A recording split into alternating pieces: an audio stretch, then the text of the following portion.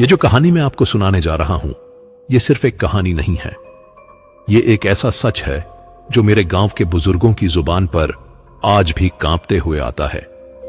जब भी कोई इस बारे में बात करता है तो उसकी आवाज धीमी हो जाती है, जैसे डर हो कि कहीं वो सुन न ले। कौन? वृषनाथ। हां, वही अघोरी वृषनाथ, जिसका नाम सुनते ही आज भी मेरे गांव जगापुर के लोगों की रूह कांप जाती है। आप अगर इस चैनल पर नए हैं तो इसे सब्सक्राइब कर लें ताकि ऐसी कहानियां आपसे छूटे नहीं। और हां, कहानी खत्म होने पर मुझे जरूर बताइएगा कि कैसी लगी और आप इसे किस शहर से देख रहे हैं। अपना नाम भी लिखिएगा ताकि मुझे पता चले कि मेरी कहानियां कहां कहां तक पहुंच रही हैं। तो चलिए शुरू करते हैं। जगापुर। यह नाम सुनकर आपको शायद कोई खास बात न लगे, पर यह गांव उत्तराखंड की पहाड़ियों में इतनी गहराई में बसा है कि यहां पहुंचने के लिए आपको घने जंगलों से होकर गुजरना पड़ता है।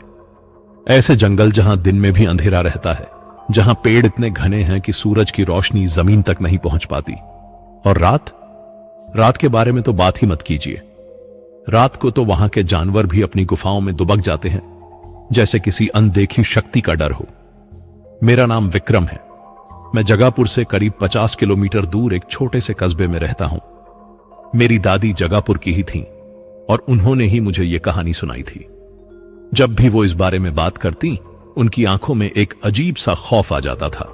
वो कहती, बेटा, कुछ चीजें इस दुनिया में ऐसी होती हैं जिन्हें समझने की कोशिश नहीं करनी चाहिए, बस उनसे दूर रहना चाहिए।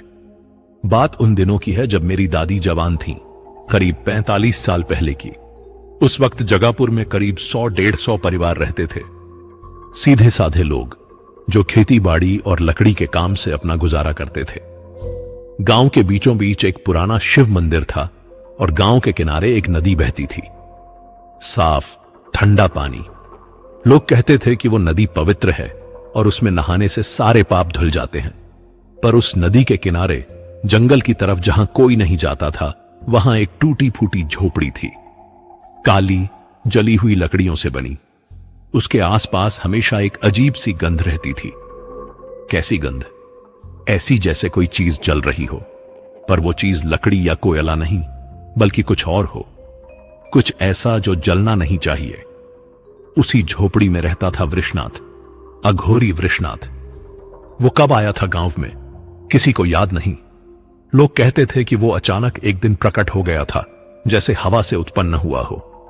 उसकी उम्र का अंदाजा लगाना मुश्किल था। चेहरा झुर्रियों से भरा, पर आंखें बिल्कुल जवान आदमी जैसी, तीखी, गहरी और ऐसी जिनमें अगर आप देख लें तो लगता था जैसे वो आपकी आत्मा तक को देख रहा है। उसके शरीर पर राख लगी रहती थी हमेशा। गले में मुंडमाल, माथे पर लाल तिलक और हाथ में एक त्रिशूल जो देखने में ही खतरनाक लगता था। वो कभी गांव में नहीं आता था, बस नदी के किनारे अपनी झोपड़ी के पास या जंगल की गहराइयों में उसे देखा जाता था। शुरू शुरू में लोगों ने उसे साधु समझा। कुछ लोग तो उसके पास जाकर आशीर्वाद भी लेने लगे।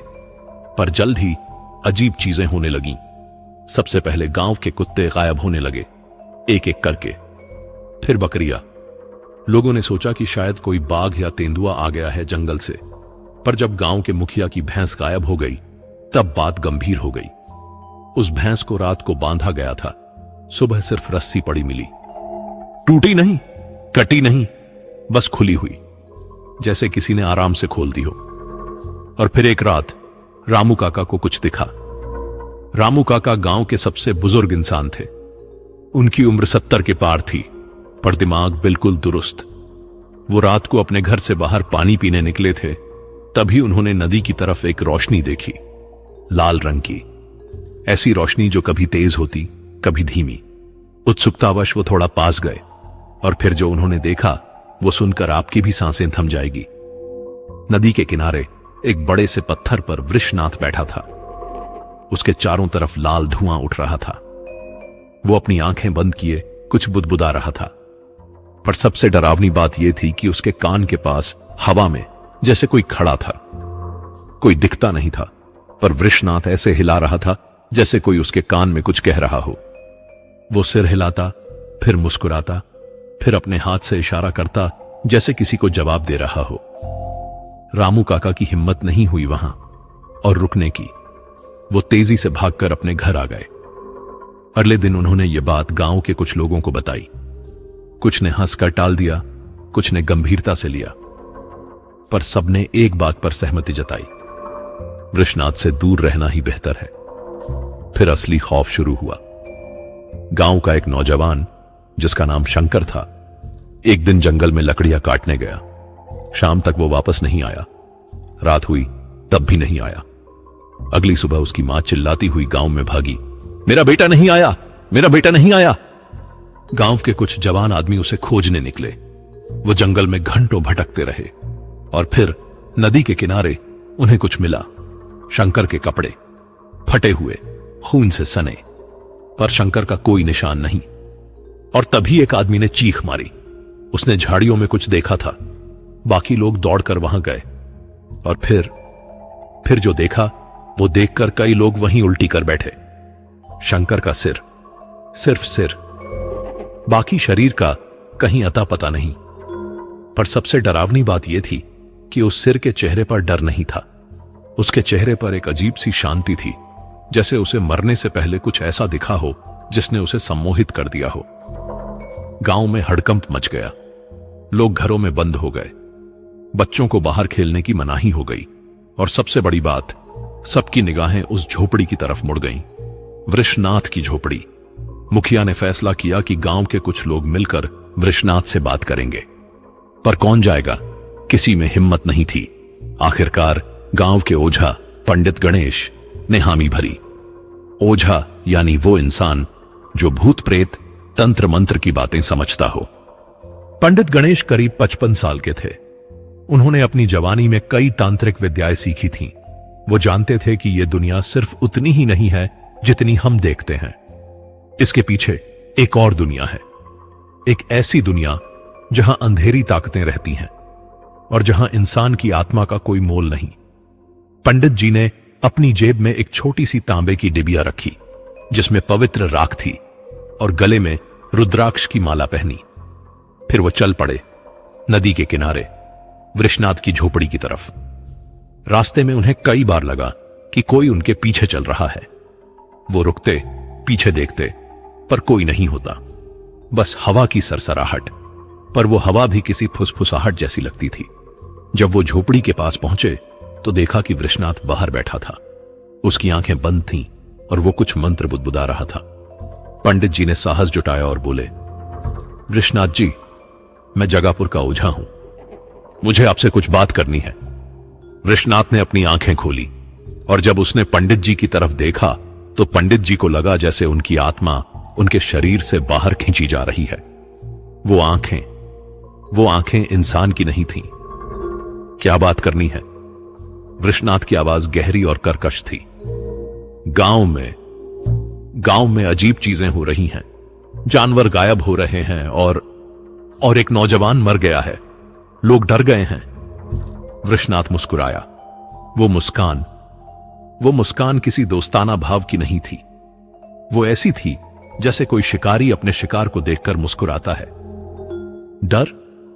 डर तो होना ही चाहिए पंडित जी। जब असली सत्य सामने आता है तो इंसान डरता ही है। तुम लोग अपनी छोटी सी दुनिया में खुश हो, पर यह ब्रह्मांड बहुत बड़ा है और इसमें ऐसी शक्तियां हैं जो तुम्हारी सोच से परे हैं। आप क्या कर रहे हैं यहां? पंडित जी ने हिम्मत करके पूछा। वृषनाथ खड़ा हो गया। उसकी ऊंचाई करीब 6 फुट से भी ज्यादा थी। वो पंडित जी के पास आया और धीरे से बोला, मैं वो कर रहा हूं जो बहुत कम लोग कर पाते हैं। मैं सीमाओं को तोड़ रहा हूं। शरीर की सीमा, मन की सीमा, आत्मा की सीमा। मैं 1 नहीं 5 बनूंगा और जब मैं 5 बन जाऊंगा तो मैं अमर हो जाऊंगा। पंडित जी की रीढ़ में ठंडक दौड़ गई। उन्होंने किताबों में इस बारे में पढ़ा था। प्रतिरूप सिद्धि, एक ऐसी काली विद्या जिसमें तांत्रिक अपने 5 प्रतिरूप बनाता है, पर उसके लिए 5 ताजे मानव शरीरों की बलि चाहिए होती है। नहीं, पंडित जी बुदबुदाए, ये पाप है, ये महापाप है। वृषनाथ हंसा। उसकी हंसी गूंजती रही जंगल में, जैसे सैकड़ों आवाजें एक साथ हंस रही हों। पाप? पंडित जी, पाप पुण्य छोटे लोगों के लिए हैं। जो असली शक्ति चाहता है उसे इन सब चीजों से ऊपर उठना पड़ता है, और मैं बहुत ऊपर उठ चुका हूं। पंडित जी पीछे हटने लगे। उन्हें समझ आ गया था कि यह आदमी अब इंसान नहीं रहा, यह कुछ और बन चुका है। जैसे ही वो मुड़कर भागने वाले थे, वृषनाथ ने आवाज दी, रुको, गांव वालों से कह देना जो भी रात को बाहर निकला वो अगली बलि होगा। मुझे अभी 4 और चाहिए, सिर्फ 4। पंडित जी बिना पीछे मुड़े भागे। वो बार बार ठोकर खा रहे थे, गिर रहे थे, पर रुके नहीं। जब वो गांव पहुंचे तो उनका चेहरा पीला पड़ गया था और माथे पर पसीने की बूंदें। उन्होंने सबको बताया कि क्या हुआ था। गांव में सन्नाटा छा गया। लोग एक दूसरे का मुंह देखने लगे। 4 और बलि, मतलब 4 और लोग मरेंगे। उस रात से गांव में सब कुछ बदल गया।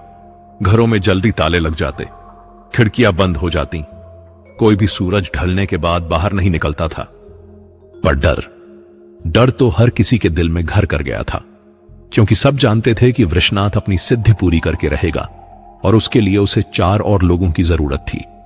और जंगल के उस किनारे, उस झोपड़ी में, लाल धुएं के बीच वृषनाथ बैठा मुस्कुरा रहा था। उसके कान के पास हवा में कोई फुसफुसा रहा था, कोई जो दिखता नहीं था पर महसूस होता था। और वृषनाथ सिर हिलाकर सहमति दे रहा था, जैसे किसी अनदेखी शक्ति से वादा कर रहा हो। उस रात के बाद से जगापुर में एक अजीब सी खामोशी छा गई थी। वो खामोशी जो आवाजों के न होने से नहीं, बल्कि डर से पैदा होती है। लोग बात तो करते थे, पर धीरे धीरे, जैसे कहीं दीवारों के भी कान हों। बच्चे खेलते तो थे, पर उनकी हंसी में वो मासूमियत नहीं रही थी। हर कोई जानता था कि गांव के ऊपर एक काला साया मंडरा रहा है। पंडित गणेश ने गांव वालों को समझाने की कोशिश की थी कि सब मिलकर वृषनाथ का सामना करना होगा, पर कौन जाता? किसी में हिम्मत नहीं थी। मुखिया ने तो यह तक कह दिया था कि हमें शहर से पुलिस बुलानी चाहिए, पर पुलिस को क्या बताते कि एक अघोरी अपने प्रतिरूप बना रहा है और उसे बलि चाहिए? कौन विश्वास करता? दिन किसी तरह कटते थे, पर रात का आना जैसे किसी अभिशाप का आगमन होता था। सूरज जैसे ही पहाड़ों के पीछे छिपता, गांव में अंधेरा इस तरह घिर आता जैसे किसी ने काली चादर डाल दी हो, और उस अंधेरे में दूर कहीं से लाल रोशनी दिखती रहती, नदी के किनारे से, वृषनाथ की झोपड़ी की तरफ से। 3 दिन बीत गए, कुछ नहीं हुआ। लोगों ने सोचा कि शायद वृषनाथ अपना इरादा बदल गया होगा, या फिर शायद पंडित जी ने गलत समझा होगा। पर चौथी रात वो हुआ जो किसी ने सोचा भी नहीं था। उस रात का जिक्र करते हुए मेरी दादी की आवाज आज भी कांपती थी। वो कहती थी कि उस रात चांद भी नहीं निकला था, जैसे वो भी डर गया हो जगापुर को देखने से। गांव का एक लकड़हारा था, भोला, 30 साल का जवान, मजबूत शरीर और दिल का साफ। उसकी बूढ़ी मां बीमार थी और उसे दवा की सख्त जरूरत थी। शहर से दवा लाने के लिए पैसे चाहिए थे, और भोला को अगली सुबह लकड़ियों का जखीरा बाजार में बेचना था। इसलिए उसने तय किया कि रात को ही जंगल जाकर लकड़ियां काट लेगा। उसकी मां ने मना किया, पड़ोसियों ने मना किया, पंडित जी ने भी कहा, भोला कल सुबह चला जाना, रात को मत जा। पर भोला को अपनी मां की दवा की चिंता थी। उसने सोचा, मैं जंगल के दूसरे किनारे जाऊंगा, नदी की तरफ नहीं, वृषनाथ को पता भी नहीं चलेगा। और वो चला गया, अपनी कुल्हाड़ी और एक मशाल लेकर, उस अंधेरी रात में जंगल की तरफ। गांव में लोग अपने अपने घरों में सो गए, पर रात के करीब 12 बजे के आसपास एक चीख सुनाई दी, इतनी तेज, इतनी डरावनी कि पूरा गांव जाग गया। वो चीख इंसान की थी, पर उसमें इतना दर्द और खौफ था कि सुनकर ही दिल दहल जाता था। लोग अपने घरों की खिड़कियों से झांकने लगे। कुछ बहादुर लोग बाहर भी निकले, मशालें लेकर, और तभी जंगल की तरफ से भागता हुआ कोई आया। वो भोला था, पर उसकी हालत देखकर लोग सन्न रह गए। उसके कपड़े फटे हुए थे, चेहरे पर खरोंचें थीं, और आंखों में ऐसा डर था जैसे उसने कोई ऐसी चीज देख ली हो जो इंसान को नहीं देखनी चाहिए। वो चिल्लाता हुआ आया, दो दो विश्वनाथ, मैंने दो देखे, दो। लोग उसके पास दौड़े, उसे पानी पिलाया। उसकी मां रोती हुई आई। भोला कांप रहा था, जैसे बुखार में हो। उसके दांत किटकिटा रहे थे। क्या हुआ बेटा, क्या देखा तुमने? मुखिया ने पूछा। भोला ने अपनी सांस संभाली और बोला, मैं जंगल में लकड़ियां काट रहा था। अचानक मुझे लगा कि कोई मुझे देख रहा है। मैंने मुड़कर देखा तो वो था वृषनाथ। पेड़ के पीछे से मुझे घूर रहा था। मैं डर गया, मैं भागने लगा, पर जैसे ही मैं दूसरी तरफ मुड़ा तो वहां भी वो था। वही चेहरा, वही शरीर, वही आंखें। दो वृषनाथ एक साथ। लोगों में खुसुर फुसुर शुरू हो गई। कुछ ने हंसकर टाल दिया, तुमने अंधेरे में गलत देख लिया होगा। पर पंडित गणेश का चेहरा और भी गंभीर हो गया। उन्होंने भोला के कंधे पर हाथ रखा और धीरे से पूछा, तुम्हें पूरा यकीन है दो वृषनाथ? भोला ने सिर हिलाया। उसकी आंखों में अब भी वो दहशत थी। पंडित जी ने गहरी सांस ली और बोले, पहला प्रतिरूप बन चुका है। गांव में सन्नाटा छा गया। क्या मतलब? किसी ने पूछा। मतलब, पंडित जी ने कहा, वृषनाथ ने किसी का शरीर लिया है, उसे खाया है और उस शरीर से अपना पहला प्रतिरूप बना लिया है। अब दो वृषनाथ हैं, एक असली, एक उसकी परछाई। पर किसका शरीर? किसी ने डरते हुए पूछा। उसी समय गांव के दूसरे छोर से एक औरत की चीख सुनाई दी। लोग उस तरफ दौड़े। वहां एक घर के सामने शंकर की मां बेहोश पड़ी थी और दरवाजे पर खून के निशान थे। लोगों ने घर का दरवाजा खोला। अंदर से बदबू आ रही थी। वो बदबू वो सड़ते मांस की बदबू थी और कोने में एक चारपाई के नीचे कुछ पड़ा था। शंकर का शरीर, बचा हुआ हिस्सा। बिना सिर का शरीर तो पहले ही मिल चुका था, पर अब उसके शरीर के बाकी हिस्से भी वो आधे से ज्यादा खाए गए थे। हड्डियां चबाई हुई, मांस नोचा हुआ। जो लोग वो दृश्य देख रहे थे उनमें से कई की जगह वहीं पर उल्टी हो गई। ये कोई जानवर नहीं कर सकता था, ये इंसान ने किया था, या फिर कुछ ऐसा जो इंसान था पर अब इंसान नहीं रहा। पंडित जी वहां पहुंचे। उन्होंने शव को देखा और अपना सिर झुका लिया। वो समझ गए थे, शंकर का शरीर इस्तेमाल हुआ था पहले प्रतिरूप के लिए। अब क्या होगा? मुखिया ने कांपती आवाज में पूछा। अब, पंडित जी ने कहा, वो 4 और बनाएगा, 4 और प्रतिरूप, और हर बार उसे एक ताजा शरीर चाहिए। वो तब तक नहीं रुकेगा जब तक 5 प्रतिरूप पूरे नहीं हो जाते। तो हम क्या करें? शहर भाग जाए? किसी ने कहा। भाग सकते हो, पंडित जी बोले, पर क्या फायदा? जहां भी जाओगे वो तुम्हें ढूंढ लेगा। एक बार जब किसी ने तांत्रिक सिद्धि की शुरुआत कर दी तो वो अपना लक्ष्य पूरा किए बिना नहीं रुकता। अब हमें सामना करना ही होगा। कैसे? लोगों ने पूछा। पंडित जी चुप रहे। सच तो यह था कि उन्हें भी नहीं पता था। वो जानते थे कि प्रतिरूप सिद्धि बहुत शक्तिशाली है और एक बार शुरू होने के बाद इसे रोकना बहुत मुश्किल है, लगभग नामुमकिन। उस रात गांव में किसी को नींद नहीं आई। हर घर में दिए जलते रहे, लोग जागते रहे, एक दूसरे के घरों में इकट्ठे होकर। डर इतना था कि अकेले रहने की किसी की हिम्मत नहीं थी। और दूर नदी के किनारे 2 परछाइयां नजर आईं, बिल्कुल एक जैसी। दोनों एक ही तरह से चल रही थीं, एक ही तरह से हिल रही थीं, पर एक असली थी और एक सिर्फ शरीर की नकल थी, आत्मा के बिना। अगली सुबह जब लोग सावधानी से अपने घरों से बाहर निकले तो नदी के किनारे रेत पर उन्हें कुछ दिखा। निशान, पैरों के निशान, पर वो निशान अजीब थे। वो 2 जोड़ी पैरों के थे, पर बिल्कुल एक जैसे एक ही इंसान ने 2 बार चलकर बनाए हों, या फिर 2 इंसानों ने जो बिल्कुल एक जैसे हों। भोला अभी भी सदमे में था। उसकी मां उसे लेकर गांव से बाहर चली गई अपने रिश्तेदारों के पास, पर बाकी लोग वहीं रहे। कुछ की मजबूरी थी, कुछ की हिम्मत नहीं थी और कुछ को विश्वास ही नहीं हो रहा था कि यह सब सच हो रहा है। पंडित जी ने उस दिन गांव के मंदिर में एक हवन करवाया। वो चाहते थे कि गांव पर देवताओं की कृपा बनी रहे, पर जब वो हवन कर रहे थे तब अचानक हवन की आग लाल हो गई, बिना किसी वजह के। बिल्कुल वैसी ही लाल जैसी वृषनाथ के चारों तरफ का धुआं होता था। पंडित जी घबरा गए। यह शुभ संकेत नहीं था। इसका मतलब था कि वृषनाथ की शक्ति बढ़ रही थी। वो अब सिर्फ नदी के किनारे तक सीमित नहीं था, उसका प्रभाव गांव तक आ गया था। शाम ढलते ही लोग फिर अपने घरों में बंद हो गए, पर इस बार कुछ अलग हुआ। रात के करीब 10 बजे गांव के 3 अलग अलग हिस्सों से चीखें सुनाई दीं। पहली चीख उत्तर की तरफ से आई। एक बूढ़े ने देखा कि उसके घर के बाहर कोई खड़ा है। वो वृषनाथ था, राख से लिपटा, त्रिशूल हाथ में। दूसरी चीख दक्षिण से आई। एक महिला ने अपनी खिड़की से बाहर देखा और चिल्लाई। वहां भी वृषनाथ खड़ा था, बिल्कुल वैसा ही। तीसरी चीख पूरब से।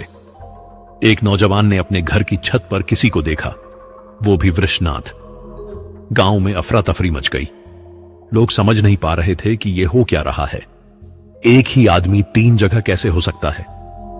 पंडित जी ने जब यह सुना तो उनका दिल बैठ गया। 2 प्रतिरूप नहीं, 3। इतनी जल्दी? वो दौड़कर मंदिर गए और अपनी पुरानी किताबें पलटने लगे।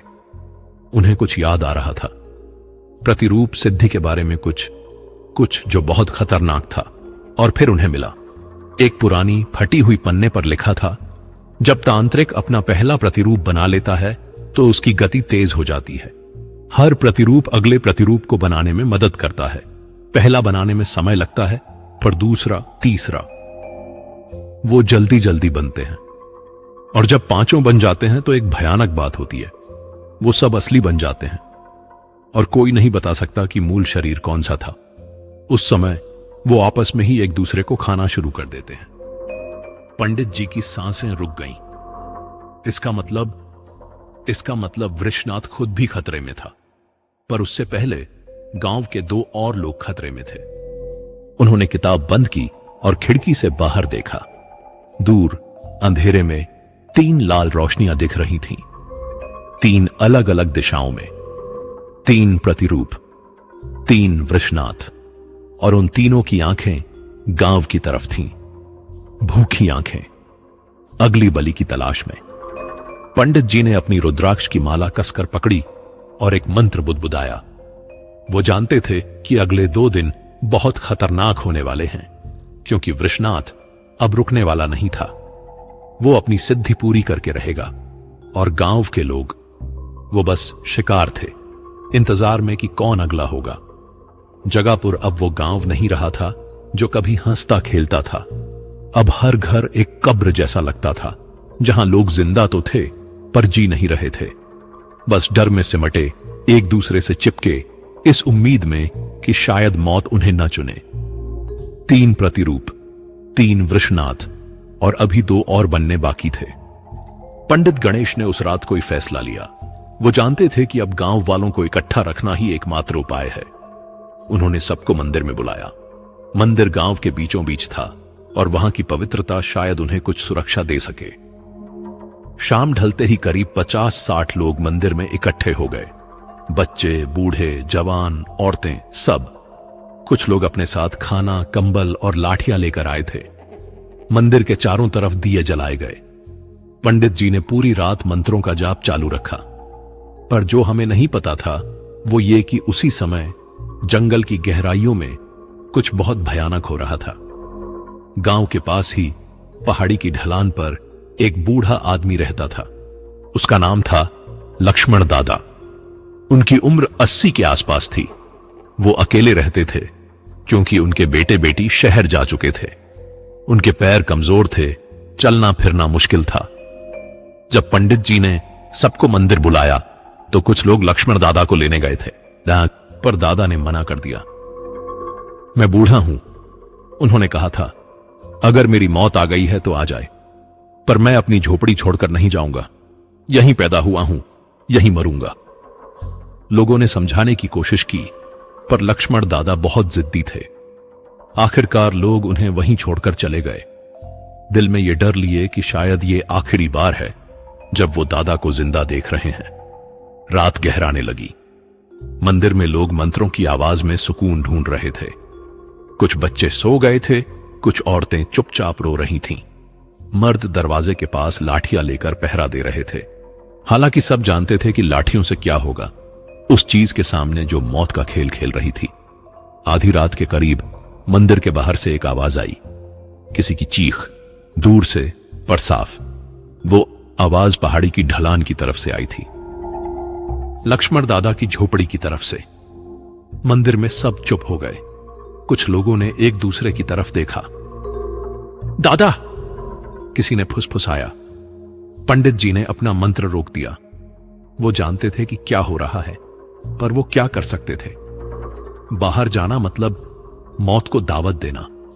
चीख फिर आई, इस बार और भी तेज, और भी दर्दनाक। और फिर अचानक खामोशी। मुखिया ने कहा, हमें जाना चाहिए, शायद दादा को बचाया जा सके। पर पंडित जी ने सिर हिलाया। बहुत देर हो चुकी है, अब अगर हम गए तो और शिकार बन जाएंगे। लोग चुपचाप बैठे रहे। किसी में हिम्मत नहीं थी। और सच तो यह था कि पंडित जी सही कह रहे थे। जो हो गया था वो हो गया था। अगली सुबह जैसे ही पहली किरण फूटी, कुछ लोग दादा की झोपड़ी की तरफ गए। मैं आपको वो दृश्य विस्तार से नहीं बताऊंगा, क्योंकि कुछ चीजें इतनी भयानक होती हैं कि उन्हें शब्दों में बयान करना भी पाप है। बस इतना कहूंगा कि लक्ष्मण दादा का शरीर वहां था, पर वो अब शरीर कम और मांस का ढेर ज्यादा लग रहा था। जैसे किसी जंगली जानवर ने नहीं, बल्कि किसी भूखे राक्षस ने उन्हें चीर फाड़ डाला हो। झोपड़ी की दीवारों पर खून के निशान थे। जमीन पर खून का एक रास्ता था जो झोपड़ी से बाहर जंगल की तरफ जाता था, जैसे कोई शरीर को घसीट कर ले गया हो। पंडित जी ने जब यह देखा तो उनके चेहरे पर एक अजीब सा भाव आया। उन्होंने धीरे से कहा, दूसरा प्रतिरूप। उस दिन गांव में मातम का माहौल था। लक्ष्मण दादा को तो वैसे भी ढंग से दफनाया नहीं जा सकता था। जो बचा था उसे जलाया गया और लोगों ने चुपचाप प्रार्थना की। पर असली डर तो शाम को शुरू हुआ। जैसे ही अंधेरा घिरा, गांव के 4 अलग अलग कोनों से एक साथ आवाजें आईं। वो वृषनाथ की आवाज थी, गहरी, कर्कश और डरावनी। 4। वो आवाज कह रही थी, अब मैं 4 हूं, बस एक और, बस एक और। 4 जगह से एक साथ, 4 वृषनाथ, 4 प्रतिरूप। मंदिर में इकट्ठे लोग कांप गए। कुछ औरतें बेहोश हो गईं, बच्चे रोने लगे। पंडित जी समझ नहीं पा रहे थे। दूसरा प्रतिरूप तो अभी अभी बना था, तीसरा कब बना? और फिर उन्हें याद आया, शाम को जब वो मंदिर में मंत्र पढ़ रहे थे, तब एक औरत आई थी। उसने कहा था कि उसकी बेटी, जो 15 साल की थी, घर से गायब है, सुबह से नहीं दिखी। पंडित जी ने उस समय सोचा था कि शायद वो किसी रिश्तेदार के घर चली गई होगी, पर अब उन्हें समझ आया। तीसरा शिकार, तीसरा प्रतिरूप। उस औरत का नाम सुमित्रा था। उसकी बेटी रानी एक मासूम सी लड़की थी। सुबह वो पानी भरने गई थी कुएं पर और फिर वापस नहीं आई। लोगों ने खोजा था पर कहीं नहीं मिली। अब पता चल रहा था कि वो कहां गई होगी। सुमित्रा चीख चीख कर रोने लगी, मेरी बच्ची कहां है? वो दरवाजा खोलकर बाहर जाने लगी। लोगों ने उसे पकड़ लिया। मत जाओ, बाहर मत जाओ, छोड़ो मुझे, सुमित्रा चिल्लाई। मुझे अपनी बेटी को ढूंढना है। पंडित जी ने उसे पकड़ा और धीरे से कहा, तुम्हारी बेटी अब नहीं रही। सुमित्रा ने उनकी तरफ ऐसे देखा जैसे वो समझ ही नहीं पाई कि क्या कहा गया। और फिर अचानक वो जोर से चिल्लाई, ऐसी चीख कि मंदिर की दीवारें गूंज उठीं। वो जमीन पर गिर पड़ी और बेहोश हो गई। उस रात मंदिर में कोई नहीं सोया। 4 आवाजें बाहर से आती रहीं, कभी उत्तर से, कभी दक्षिण से, कभी पूरब से, कभी पश्चिम से, जैसे गांव को चारों तरफ से घेर लिया गया हो। 4 आवाज कहती, अब मैं 4 हूं, बस एक और, बस एक और। पांचवां पूरा करना है। पंडित जी अपनी किताब पढ़ते रहे। उन्हें कोई रास्ता चाहिए था, कोई उपाय, पर हर पन्ना यही कहता था कि प्रतिरूप सिद्धि को रोकना लगभग नामुमकिन है। आधी रात के बाद अचानक सब आवाजें बंद हो गईं। मंदिर के बाहर सन्नाटा छा गया। इतना गहरा सन्नाटा कि लोगों को अपनी सांसों की आवाज भी साफ सुनाई दे रही थी। और फिर दरवाजे पर एक आवाज आई। किसी ने धीरे से दस्तक दी। टक टक टक। सब जम गए। कोई हिला नहीं। सब एक दूसरे की तरफ देखने लगे। फिर आवाज आई। एक लड़की की आवाज, कमजोर, डरी हुई। मां मुझे अंदर आने दो, मैं डर गई हूं। सुमित्रा, जो बेहोश थी, अचानक उठ बैठी। रानी, वो चिल्लाई। मेरी रानी। वो दरवाजे की तरफ दौड़ने लगी, पर लोगों ने उसे पकड़ लिया। छोड़ो मुझे, मेरी बेटी बाहर है। वो रो रही थी। पंडित जी ने दरवाजे के पास जाकर धीरे से पूछा, तुम कौन हो? बाहर से फिर वही आवाज आई। मैं रानी हूं पंडित जी, मुझे डर लग रहा है, अंदर आने दो प्लीज। मुखिया ने फुसफुसाकर कहा, शायद वो सच में रानी है, शायद वो बच गई हो। पर पंडित जी को शक था। उन्होंने दरवाजे के पास कान लगाया। बाहर सांस लेने की आवाज आ रही थी, पर वो आवाज वो किसी इंसान की सांस जैसी नहीं थी। वो भारी थी, घरघराहट जैसी। अगर तुम रानी हो, पंडित जी ने कहा, तो मुझे बताओ तुम्हारी मां का नाम क्या है? थोड़ी देर खामोशी रही। फिर आवाज आई, सुमित्रा, मेरी मां का नाम सुमित्रा है। सुमित्रा चिल्लाई, देखा, वो मेरी रानी है, दरवाजा खोलो।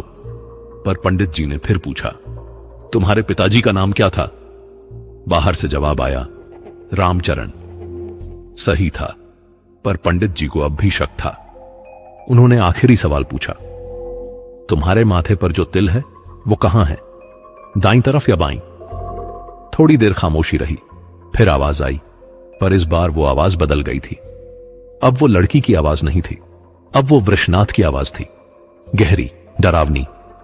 चालाक हो पंडित, बहुत चालाक, पर कोई बात नहीं, मुझे 5वां मिल ही जाएगा, देर सबेर। और फिर हंसी, ऐसी हंसी जो रूह को हिला दे। 4 आवाजों में, 4 दिशाओं से। दरवाजे के बाहर से कदमों की आवाज आई, दूर होती आवाज, 4 तरफ से, जैसे चारों प्रतिरूप वापस जंगल की तरफ जा रहे हों। सुमित्रा जमीन पर गिर पड़ी और रोने लगी। उसे अब समझ आ गया था कि उसकी बेटी नहीं रही। पंडित जी ने सबकी तरफ देखा। उनका चेहरा गंभीर था। रानी के माथे पर कोई तिल नहीं था। उन्होंने कहा, वो बाहर जो भी था वो रानी नहीं थी, वो कुछ और था। लोग सहम गए। वृषनाथ ने रानी की आवाज नकल की थी, और अगर पंडित जी ने पहचान नहीं लिया होता तो शायद उस रात बाकी समय खामोशी में बीता। कोई नहीं बोला, बस इंतजार, सुबह का इंतजार।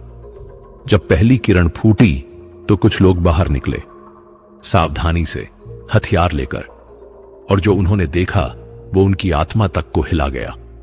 मंदिर के दरवाजे के ठीक सामने जमीन पर रानी का शव पड़ा था, या यूं कहें कि उसके शरीर का वो हिस्सा जो बचा था।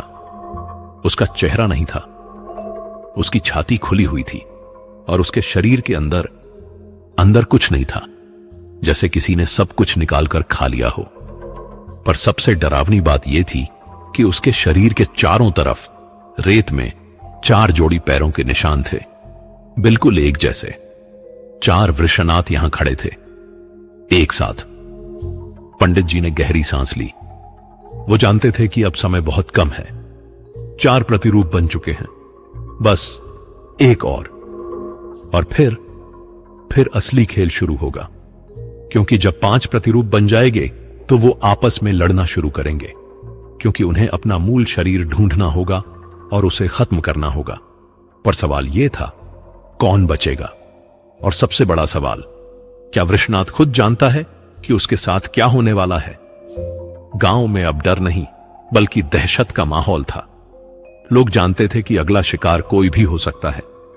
और सबसे बुरी बात यह थी कि अब बचने का कोई रास्ता नहीं दिख रहा था। रानी के शव को जलाने के बाद गांव में एक अजीब सी निराशा फैल गई थी। लोग अब यह मानने लगे थे कि शायद उनकी मौत तय है। कुछ लोगों ने तो यह भी कहना शुरू कर दिया था कि हमें गांव छोड़ देना चाहिए, चाहे जो हो जाए। पर पंडित गणेश जानते थे कि भागना कोई हल नहीं है। वृषनाथ जहां भी जाएगा वो अपनी सिद्धि पूरी करके ही रुकेगा, और अगर गांव के लोग भागे तो वो रास्ते में और भी खतरनाक स्थिति में फंस सकते हैं। उस दिन दोपहर में जब सूरज चमक रहा था और थोड़ा सा सुकून का माहौल था, पंडित जी मंदिर के पिछले हिस्से में गए। वहां एक छोटा सा कमरा था जहां पुरानी किताबें और हस्तलिखित ग्रंथ रखे थे। ये किताबें पीढ़ियों से यहां थीं, उनके बाप दादाओं के समय से। पंडित जी को याद आया कि उनके दादाजी ने एक बार उन्हें एक खास किताब के बारे में बताया था। एक ऐसी किताब जो तंत्र मंत्र और काली विद्याओं के बारे में थी। तांत्रिक महाविद्या, यह नाम था उस किताब का। पंडित जी ने बरसों से वो किताब नहीं देखी थी, पर आज उन्हें उसकी सख्त जरूरत थी। उन्होंने धूल भरी अलमारियों को खंगालना शुरू किया। पुराने कागज, फटे पन्ने, मकड़ी के जाले, और फिर उन्हें मिली एक मोटी भूरे रंग की किताब, चमड़े की जिल्द में बंधी। उस पर अजीब से चिन्ह बने थे। पंडित जी ने किताब उठाई। उनके हाथ कांप रहे थे। कुछ किताबें ऐसी होती हैं जिन्हें छूने भर से एक अजीब सी ऊर्जा महसूस होती है। यह वैसी ही किताब थी। उन्होंने किताब खोली। पन्ने पीले पड़ चुके थे, कुछ जगह तो बिल्कुल भुरभुरे। शब्द संस्कृत में लिखे थे, पुरानी लिपि में। पंडित जी ने धीरे धीरे पन्ने पलटने शुरू किए और फिर उन्हें मिला एक पूरा अध्याय। शीर्षक था पंचरूप तंत्र, 5 शरीरों की सिद्धि। पंडित जी ने पढ़ना शुरू किया।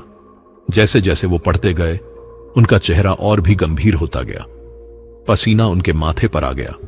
किताब में लिखा था, पंचरूप तंत्र अति शक्तिशाली किंतु अति घातक विद्या है। इसे साधने वाला तांत्रिक 5 प्रतिरूप बनाता है। हर प्रतिरूप के लिए एक पूर्ण ताजा मानव शरीर की बलि अनिवार्य है। शरीर को भक्षण करना होता है, मांस, हड्डी, रक्त, सब कुछ। तभी प्रतिरूप जीवित होता है। पंडित जी ने गहरी सांस ली और आगे बढ़ा। पहला प्रतिरूप बनाने में 7 दिन लगते हैं, दूसरा 5 दिन में, तीसरा 3 दिन में, चौथा 1 दिन में, और पांचवां केवल 1 रात में। यह पढ़कर पंडित जी का दिल धक से रह गया। इसका मतलब था कि अगली रात 5वां प्रतिरूप बन सकता है। पर असली खौफ तो आगे लिखा था। जब 5 रूप बन जाते हैं तो एक विचित्र घटना होती है। 5 रूप एक दूसरे से बिल्कुल एक जैसे होते हैं, देखने में, बोलने में, चलने में, सब में। इतने एक जैसे कि खुद तांत्रिक भी नहीं पहचान पाता कि मूल शरीर कौन सा है। और तब सिद्धि का नियम सक्रिय होता है। 5 रूपों को मिलकर मूल शरीर को नष्ट करना होता है, क्योंकि जब तक मूल शरीर जीवित है तब तक प्रतिरूप असली नहीं बन सकते। पर यहां समस्या है, कोई नहीं जानता कि मूल कौन है। इसीलिए 5 एक दूसरे पर शक करने लगते हैं और फिर शुरू होता है आत्मभक्षण। 5 एक दूसरे को मारने और खाने लगते हैं। यह तब तक चलता है जब तक सब मर नहीं जाते। इस सिद्धि का अंत हमेशा विनाश में होता है। कोई बचता नहीं। तांत्रिक सोचता है कि वो अमर हो जाएगा, पर असल में वो अपनी ही मौत को न्योता देता है। पंडित जी ने किताब बंद कर दी। उनके हाथ कांप रहे थे। तो यह था सच। वृषनाथ सोच रहा था कि वो 5 शरीर बनाकर अमर हो जाएगा, पर असल में वो अपनी ही कब्र खोद रहा था। पर सवाल यह था, क्या वृषनाथ ये जानता है? क्या उसे पता है कि इस सिद्धि का अंत क्या होगा? पंडित जी तेजी से बाहर आए। उन्होंने सब लोगों को इकट्ठा किया और जो कुछ उन्होंने पढ़ा था वो सब बताया। लोग सुनकर हैरान रह गए। तो इसका मतलब, मुखिया ने कहा, वृषनाथ खुद भी मर जाएगा? हां, पंडित जी बोले, पर उससे पहले वो एक और शिकार लेगा, 5वां शिकार। और फिर 5 रूप आपस में लड़ेंगे। तो हमें बस इंतजार करना है? किसी ने पूछा। बस एक और की बलि देनी है और फिर वो खुद ही खत्म हो जाएगा। पंडित जी ने सिर हिलाया, पर उनका चेहरा उदास था। हां, पर वो कोई भी हो सकता है, हम में से कोई भी। एक भारी खामोशी छा गई। सब एक दूसरे की तरफ देखने लगे। कौन होगा वो आखिरी शिकार? और तभी एक नौजवान खड़ा हुआ। उसका नाम था मोहन। वो गांव का सबसे बहादुर और मजबूत आदमी था। उसकी उम्र करीब 25 साल थी। मैं जाऊंगा, उसने कहा। सब चौंक गए। क्या? मुखिया बोले। तुम पागल हो गए हो? नहीं, मोहन ने कहा। सुनिए मेरी बात, अगर वो आखिरी शिकार चाहता है तो मैं खुद जाऊंगा, पर मैं उससे लड़ूंगा, और अगर मैं मर भी गया तो कम से कम बाकी गांव बच जाएगा। नहीं मोहन, पंडित जी बोले, ये आत्महत्या है, तुम उससे नहीं लड़ सकते। तो क्या करें? मोहन ने पूछा। बैठे रहें और इंतजार करें कि वो किसी और को उठा ले जाए, किसी बच्चे को, किसी औरत को? नहीं पंडित जी, अगर कोई जाना ही है तो मैं जाऊंगा। मोहन की मां रोने लगी। नहीं बेटा, नहीं। पर मोहन ने फैसला कर लिया था। उसने अपनी मां को गले लगाया और कहा, मां, विश्वास रखो, मैं वापस आऊंगा। पंडित जी को पता था कि यह झूठ है, कोई भी वृषनाथ के सामने नहीं टिक सकता, पर उन्होंने कुछ नहीं कहा। मोहन का इरादा नेक था, भले ही वो अंधा साहस हो। शाम होने से पहले मोहन ने तैयारी की। उसने एक लंबी तलवार ली जो उसके दादाजी की थी। उसने अपने शरीर पर पवित्र राख लगाई और माथे पर तिलक। पंडित जी ने उसे एक तावीज दिया जिसमें एक शक्तिशाली मंत्र लिखा था। यह तुम्हें पूरी तरह से नहीं बचाएगा, पंडित जी ने कहा, पर कुछ देर के लिए तुम्हें सुरक्षा दे सकता है। मोहन ने तावीज गले में पहना और मुस्कुराया। काफी है पंडित जी, बस इतना समय मिल जाए कि मैं उसे घायल कर सकूं। जैसे ही सूरज ढलने लगा, मोहन मंदिर से बाहर निकल गया। पूरा गांव उसे देख रहा था। कुछ लोग रो रहे थे, कुछ प्रार्थना कर रहे थे। मोहन धीरे धीरे नदी की तरफ चलने लगा। वहां जहां वृषनाथ की झोपड़ी थी, हर कदम के साथ उसका दिल तेज धड़क रहा था, पर उसने पीछे मुड़कर नहीं देखा। जब वो नदी के किनारे पहुंचा तो अंधेरा घिर चुका था। झोपड़ी के चारों तरफ वही लाल धुआं उठ रहा था और झोपड़ी के सामने चार परछाइयां खड़ी थीं, चार वृषनाथ, बिल्कुल एक जैसे। मोहन ने अपनी तलवार कसकर पकड़ी। उसने ऊंची आवाज में कहा, वृषनाथ, मैं आ गया हूं, तुम्हारा 5वां शिकार। चारों परछाइयां एक साथ मुड़ी। 4 जोड़ी आंखें मोहन पर टिक गईं और फिर एक साथ चारों ने एक भयानक हंसी हंसी। बहादुर हो नौजवान, चारों ने एक साथ कहा। उनकी आवाजें गूंज रही थीं, पर बहादुरी से मौत नहीं रुकती। मुझे मौत से डर नहीं, मोहन बोला, पर मैं आसानी से नहीं मरूंगा। चारों वृषनाथ धीरे धीरे उसकी तरफ बढ़ने लगे, चारों दिशाओं से। मोहन घिर गया था। रुको, एक आवाज आई, 5वीं आवाज। सब रुक गए। मोहन ने चारों तरफ देखा और फिर झोपड़ी से एक और परछाई निकली। 5वां वृषनाथ। अभी नहीं, 5वां बोला, अभी नहीं, पहले मुझे समझना होगा कि मूल कौन है। 4 वृषनाथों ने 5वें की तरफ देखा। तुम कौन हो? एक ने पूछा। मैं वही हूं जो तुम हो, 5वां बोला। या फिर तुम वही हो जो मैं हूं? अब कोई नहीं जानता। और मोहन को समझ आया, 5वां प्रतिरूप अभी अभी बना था और अब सिद्धि का आखिरी चरण शुरू होने वाला था। 5 वृषनाथ एक दूसरे की तरफ देखने लगे, शक की नजरों से, और मोहन वहीं बीच में खड़ा था, यह सोचते हुए कि अब क्या होगा। मोहन वहां खड़ा था, 5 वृषनाथ के बीच में। उसकी तलवार उसके हाथ में कांप रही थी। नहीं, तलवार नहीं कांप रही थी, उसके हाथ कांप रहे थे। कितना भी बहादुर क्यों ना हो कोई, इस दृश्य को देखकर किसी की भी रूह कांप जाए। 5 वृषनाथ अब एक दूसरे को देख रहे थे। उनकी आंखों में शक था, गुस्सा था और कुछ ऐसा था जो बयान नहीं किया जा सकता, जैसे वो खुद से ही लड़ रहे हों। तुम नकली हो, एक वृषनाथ ने दूसरे से कहा। नहीं, तुम नकली हो, दूसरे ने जवाब दिया। हम सब असली हैं, तीसरे ने कहा।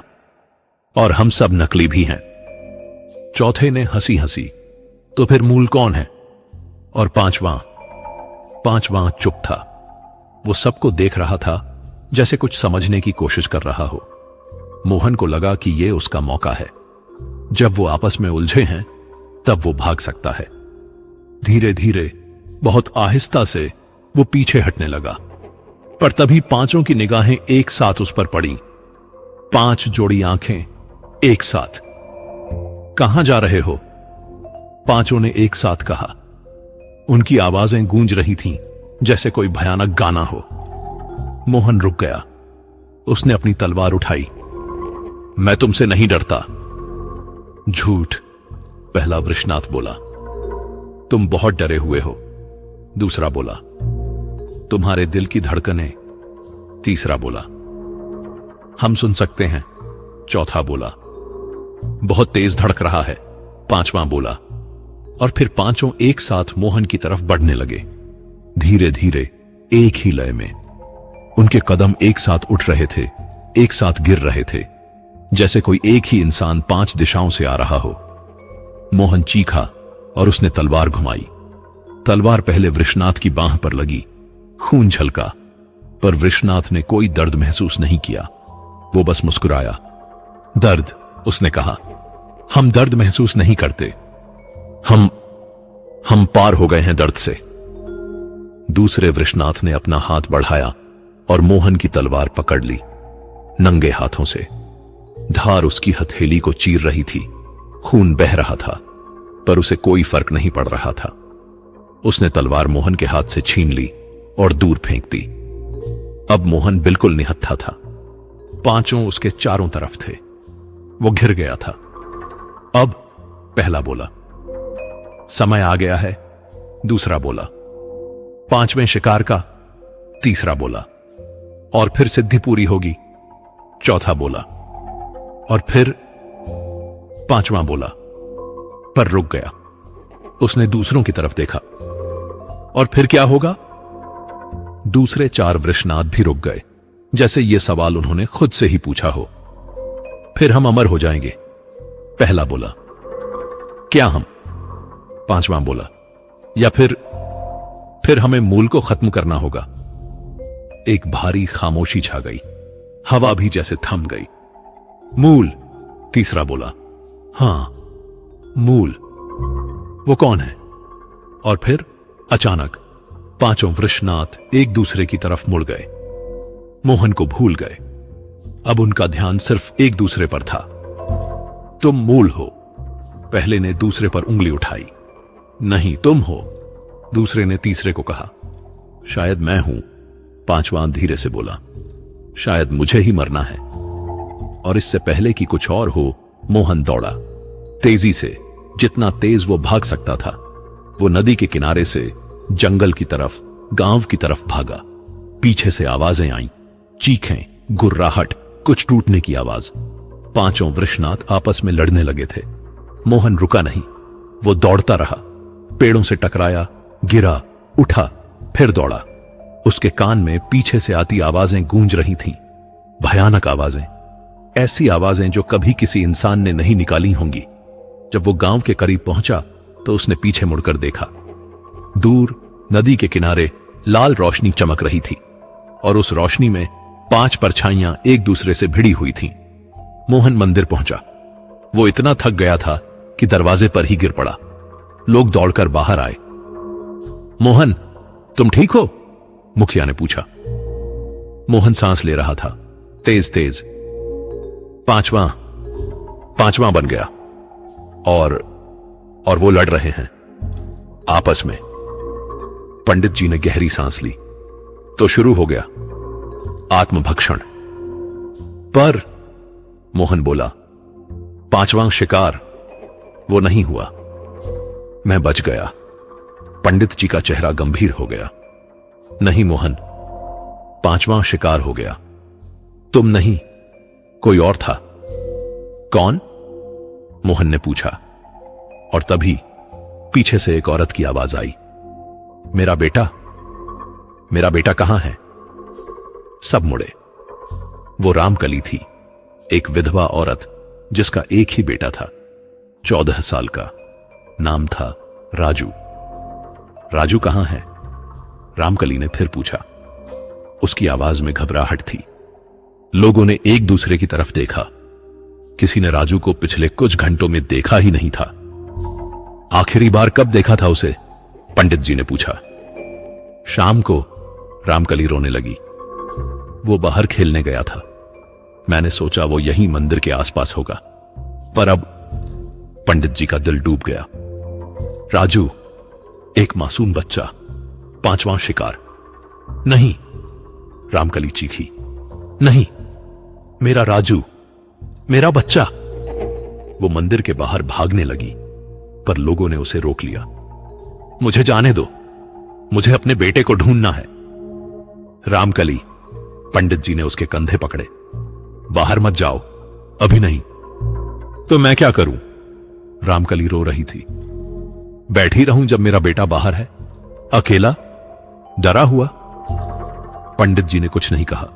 वो क्या कहते कि तुम्हारा बेटा अब नहीं रहा, कि उसका इस्तेमाल 5वां प्रतिरूप बनाने के लिए हो गया। उस रात पूरा गांव जागता रहा।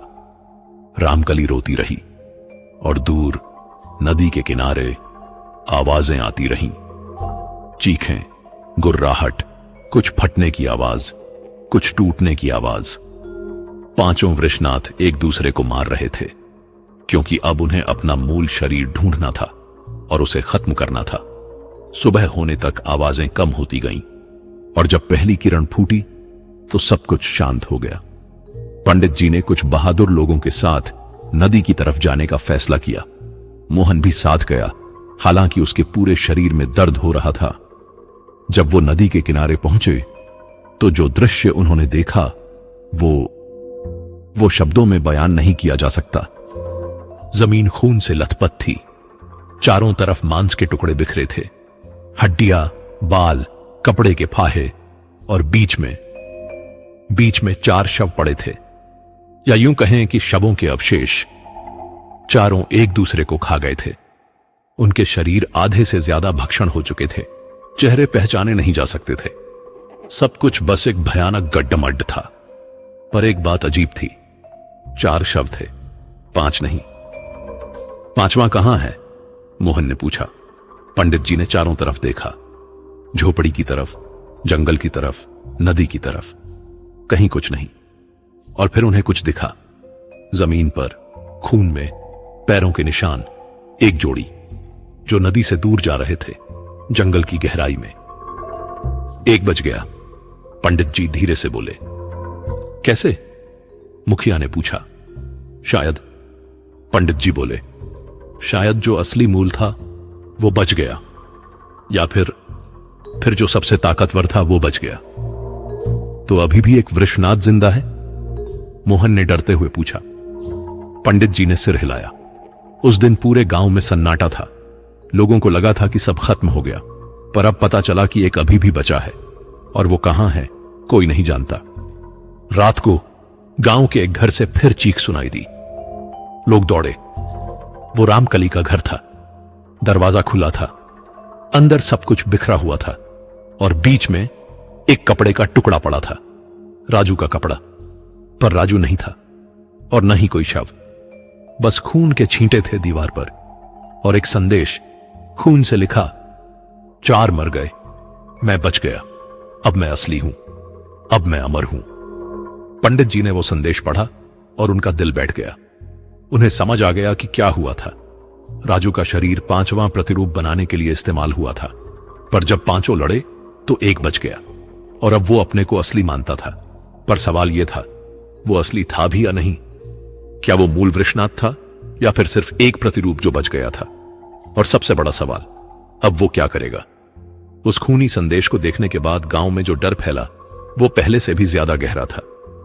पहले तो कम से कम यह पता था कि वृषनाथ क्या चाहता है, पर अब कुछ भी पता नहीं था। वो जो बच गया था वो क्या चाहता था? क्या वो सच में अमर हो गया था, या फिर वो भी मरने वाला था? पंडित गणेश उस रात भर अपनी किताब पढ़ते रहे। वो कुछ ढूंढ रहे थे, कोई जवाब, कोई रास्ता। और सुबह होते होते उन्हें कुछ मिला। एक छोटा सा पैराग्राफ किताब के आखिरी पन्नों में। अगर 5 में से 1 प्रतिरूप बच जाता है तो वो खुद को असली मानने लगता है, पर सच ये है कि वो न तो पूरी तरह से असली होता है, न पूरी तरह से नकली। वो बीच में फंसा रहता है, आधा जीवित, आधा मृत। और इस स्थिति में उसे हमेशा भूख लगती रहती है, मानव मांस की भूख, क्योंकि वो अपने अस्तित्व को बनाए रखने के लिए लगातार ताजा शरीर की जरूरत महसूस करता है। पंडित जी का चेहरा पीला पड़ गया। इसका मतलब था कि जो वृषनाथ बचा था वो रुकने वाला नहीं था। वो और शिकार ढूंढेगा और ढूंढता ही रहेगा। उन्होंने सब गांव वालों को इकट्ठा किया और अपनी बात रखी। हमें गांव छोड़ना होगा, उन्होंने कहा। यहां अब रहना सुरक्षित नहीं है। कुछ लोग तैयार हो गए। उन्होंने अपना सामान बांधना शुरू कर दिया। पर कुछ लोग, जिनके पास जाने के लिए कोई जगह नहीं थी, वो रुक गए। हम कहां जाए? एक बूढ़ी औरत ने पूछा। हमारे पास तो बस ये घर है, इसके अलावा हमारा कुछ नहीं। मुखिया बोले, पंडित जी, अगर हम सब मिलकर उसका सामना करें तो? पंडित जी ने सिर हिलाया। नहीं। तुमने देखा क्या हुआ मोहन के साथ? और वो तो गांव का सबसे मजबूत आदमी है। नहीं, हम उससे लड़ नहीं सकते। तो फिर हम क्या करें? किसी ने पूछा। पंडित जी कुछ सोचने लगे और फिर उन्हें एक विचार आया। एक रास्ता है, उन्होंने कहा। अगर हम उसे खोज सकें और उसे एक जगह फंसा सकें तो शायद। शायद क्या? मुखिया ने पूछा। शायद हम उसे जला सकें। आग, तंत्र मंत्र की हर चीज आग से डरती है। अगर हम उसे पकड़ लें और जिंदा जला दें तो वो खत्म हो सकता है। लोगों में खुसुर फुसुर शुरू हो गई। यह खतरनाक योजना थी, पर शायद यही एकमात्र रास्ता था। पर उसे ढूंढेंगे कैसे? मोहन ने पूछा। उसे ढूंढने की जरूरत नहीं, पंडित जी बोले। वो खुद आएगा। उसे भूख लगी होगी, वो फिर से शिकार की तलाश में आएगा। तो हम किसी को चारा बनाएं? मुखिया ने पूछा। हां, पंडित जी ने कहा। और इस बार मैं खुद चारा बनूंगा। सब चौंक गए। नहीं पंडित जी, कई लोग एक साथ बोले। मेरे अलावा कौन करेगा? पंडित जी ने कहा। मैं बूढ़ा हूं और मैं तांत्रिक विद्या जानता हूं। अगर कोई उसके सामने खड़ा हो सकता है थोड़ी देर के लिए भी, तो वो मैं हूं। लंबी बहस के बाद आखिरकार सब मान गए। पर शर्त यह थी कि मोहन और कुछ और जवान लोग छिपकर पंडित जी की सुरक्षा करेंगे और जैसे ही मौका मिलेगा वो वृषनाथ को घेर लेंगे और आग लगा देंगे। योजना बनाई गई। शाम को पंडित जी अकेले मंदिर के सामने बैठेंगे। मंदिर के चारों तरफ छिपकर 20-25 लोग रहेंगे। उनके पास लकड़ियां, तेल, मशालें, सब कुछ तैयार रहेगा। जैसे जैसे शाम नजदीक आई, लोगों का दिल तेजी से धड़कने लगा। यह बहुत बड़ा जोखिम था। अगर कुछ गलत हुआ तो पंडित जी की जान जा सकती थी और उनके साथ शायद और भी लोगों की। सूरज ढलने लगा। लाल रोशनी गांव पर पड़ी। पंडित जी ने नहा धोकर साफ कपड़े पहने, माथे पर तिलक लगाया, गले में रुद्राक्ष की माला, हाथ में एक छोटा सा डमरू। तैयार हो? मुखिया ने पूछा। पंडित जी ने मुस्कुराकर सिर हिलाया। जितना हो सकता था। वो मंदिर के सामने जाकर बैठ गए। जमीन पर आंखें बंद की और मंत्र जपना शुरू कर दिया।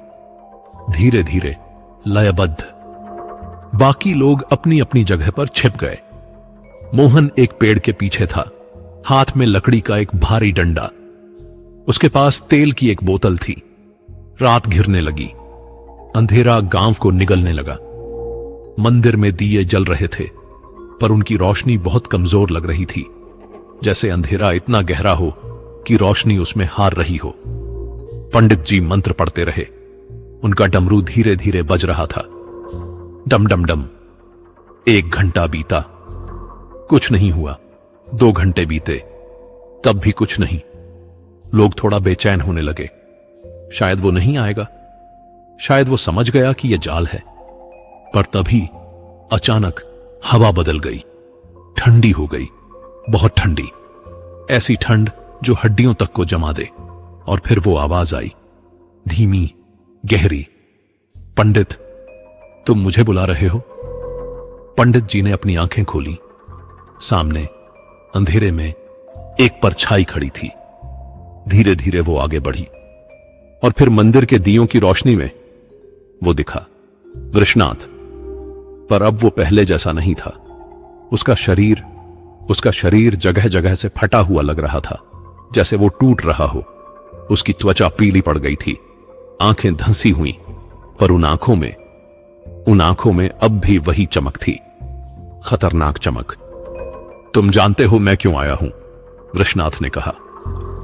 हां, पंडित जी ने शांत आवाज में कहा। तुम्हें भूख लगी है? वृषनाथ ने हंसी हंसी। भूख? नहीं पंडित, यह भूख नहीं है, ये जरूरत है। मुझे जीवित रहने के लिए मुझे चाहिए मानव मांस। पंडित जी ने उसकी बात पूरी की। हां, वृषनाथ ने सिर हिलाया। और तुम खुद को पेश कर रहे हो? अगर इससे गांव बच सके, पंडित जी बोले, तो हां। वृषनाथ धीरे धीरे पंडित जी की तरफ बढ़ने लगा। हर कदम के साथ उसके शरीर से एक अजीब सी आवाज आ रही थी, जैसे हड्डियां रगड़ खा रही हों। और तभी मोहन ने संकेत दिया।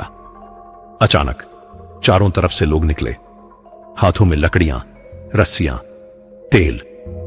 वो वृषनाथ को घेरने लगे। वृषनाथ रुक गया।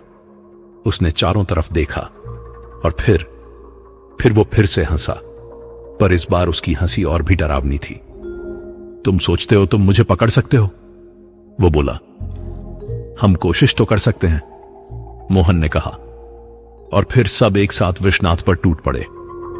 रस्सियां फेंकी गईं, लकड़ियां चारों तरफ रख दी गईं, तेल छिड़का गया। वृषनाथ ने विरोध किया। उसने कई लोगों को धक्का दिया। 2-3 लोग घायल हो गए, पर बाकी लोग डटे रहे। आखिरकार उन्होंने वृषनाथ को पकड़ ही लिया, रस्सियों से बांध दिया। अब पंडित जी चिल्लाए। मोहन ने माचिस जलाई और लकड़ियों पर फेंक दी। आग भड़क उठी, तेज, गरम। वृषनाथ के चारों तरफ आग की दीवार खड़ी हो गई। वो चीखने लगा, भयानक चीखें, ऐसी चीखें जो कानों के पर्दे फाड़ दें। जलाओ इसे, कोई चिल्लाया, पूरी तरह से जलाओ। आग और तेज हुई, लपटें ऊपर उठने लगीं और उन लपटों के बीच वृषनाथ का शरीर जलने लगा। त्वचा झुलसने लगी, बाल जल गए, कपड़े राख हो गए, पर फिर भी वो चीख रहा था। और उसकी चीख में अब कई आवाजें थीं, जैसे एक नहीं बल्कि कई लोग चीख रहे हों। ये खत्म नहीं हुआ, वृषनाथ चिल्लाया। मैं बचूंगा, मैं हमेशा बचूंगा। पर आग और तेज होती गई और धीरे धीरे चीखें कम होने लगीं, फिर बंद हो गईं। आधे घंटे बाद आग बुझ गई, धुआं उठ रहा था और बीच में सिर्फ राख का ढेर था और कुछ जली हुई हड्डियां। लोग खामोश खड़े थे, सब थक गए थे, पर राहत की सांस ली। खत्म हो गया, मुखिया ने कहा। आखिरकार खत्म हो गया। पर पंडित जी कुछ नहीं बोले। वो राख के ढेर को देख रहे थे। उनके चेहरे पर कोई राहत नहीं थी, बल्कि और भी ज्यादा चिंता थी। पंडित जी, मोहन ने पूछा, क्या हुआ? हमने उसे मार दिया ना? पंडित जी ने धीरे से कहा, शायद, या फिर क्या? मुखिया ने पूछा। पंडित जी ने राख के ढेर की तरफ इशारा किया। गिनो, हड्डियां गिनो। मोहन ने झुककर देखा। उसने हड्डियां गिननी शुरू की और फिर उसका चेहरा पीला पड़ गया। ये पूरा कंकाल नहीं है, उसने कहा। कुछ हड्डियां गायब हैं। पंडित जी ने गहरी सांस ली। मुझे डर था कि ऐसा होगा। इसका मतलब? किसी ने पूछा। इसका मतलब, पंडित जी बोले, जो हमने जलाया वो शायद वृषनाथ नहीं था, या फिर सिर्फ उसका एक हिस्सा था। सब सन्न रह गए और तभी दूर जंगल की तरफ से एक आवाज गूंजी, हंसी की आवाज। तुमने सोचा था तुम मुझे मार सकते हो? मैं 5 था, 1 मरा, 4 मरे, पर मैं अभी भी हूं। पंडित जी का दिल बैठ गया। उन्हें समझ आ गया, वृषनाथ ने खुद को फिर से बांट लिया था। जो जला वो सिर्फ एक हिस्सा था। असली अभी भी कहीं बाहर है। उस हंसी को सुनकर जो दहशत गांव में फैली, वो शब्दों में बयान नहीं की जा सकती। लोग समझ गए थे कि उन्होंने जो कुछ किया वो बेकार गया। वृषनाथ अभी भी जिंदा था और शायद पहले से भी ज्यादा खतरनाक। पंडित गणेश वापस मंदिर में गए। उनके कदम लड़खड़ा रहे थे। वो थक गए थे, हार गए थे।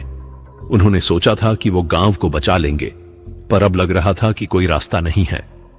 मंदिर में बैठकर उन्होंने फिर से वो पुरानी किताब खोली। उनकी उम्मीद लगभग टूट चुकी थी, पर फिर भी वो कोई आखिरी रास्ता ढूंढ रहे थे। और तभी किताब के बिल्कुल आखिरी पन्ने पर उन्हें कुछ दिखा। एक छोटा सा नोट, किनारे पर लिखा हुआ। हस्तलेखन अलग था, जैसे किसी और ने बाद में लिखा हो। अगर पंचरूप तंत्र का अंत करना हो तो एक ही रास्ता है। 5 रूपों को एक जगह बुलाओ, एक पवित्र स्थान पर, और फिर महामृत्युंजय मंत्र का जाप करो 108 बार बिना रुके। अगर मंत्र पूरा हो गया तो 5 रूप एक साथ नष्ट हो जाएंगे, पर अगर बीच में रुक गए तो मंत्र पढ़ने वाले की मौत तय है। पंडित जी ने यह पढ़ा और उनकी आंखों में एक चमक आई।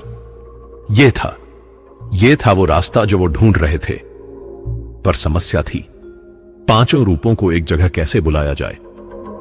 अभी तक तो उन्होंने सिर्फ एक को देखा था।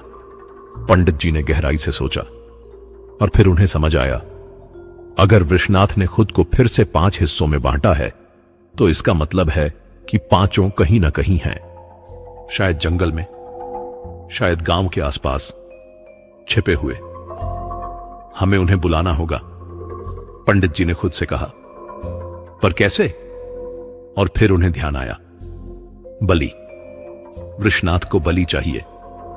अगर वो सोचे कि उसे आसानी से शिकार मिल सकता है तो वो जरूर आएगा, और अगर 5 को लगे कि यहां शिकार है तो 5 आ सकते हैं।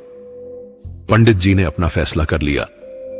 उन्होंने मुखिया और बाकी लोगों को बुलाया। मुझे पता चल गया है कि क्या करना है, उन्होंने कहा। सबने ध्यान से सुना। हमें 5 वृषनाथ को यहां बुलाना होगा, मंदिर में, और फिर मैं एक मंत्र पढ़ूंगा। अगर मंत्र पूरा हो गया तो सब खत्म हो जाएगा। पर उन्हें बुलाएंगे कैसे? मोहन ने पूछा। बलि के लिए, पंडित जी ने कहा, हमें किसी को चारा बनाना होगा, कोई जो मंदिर में अकेला दिखे, और जब 5 आ जाए तब मैं मंत्र शुरू करूंगा। कौन होगा वो चारा? मुखिया ने पूछा। पंडित जी चुप रहे।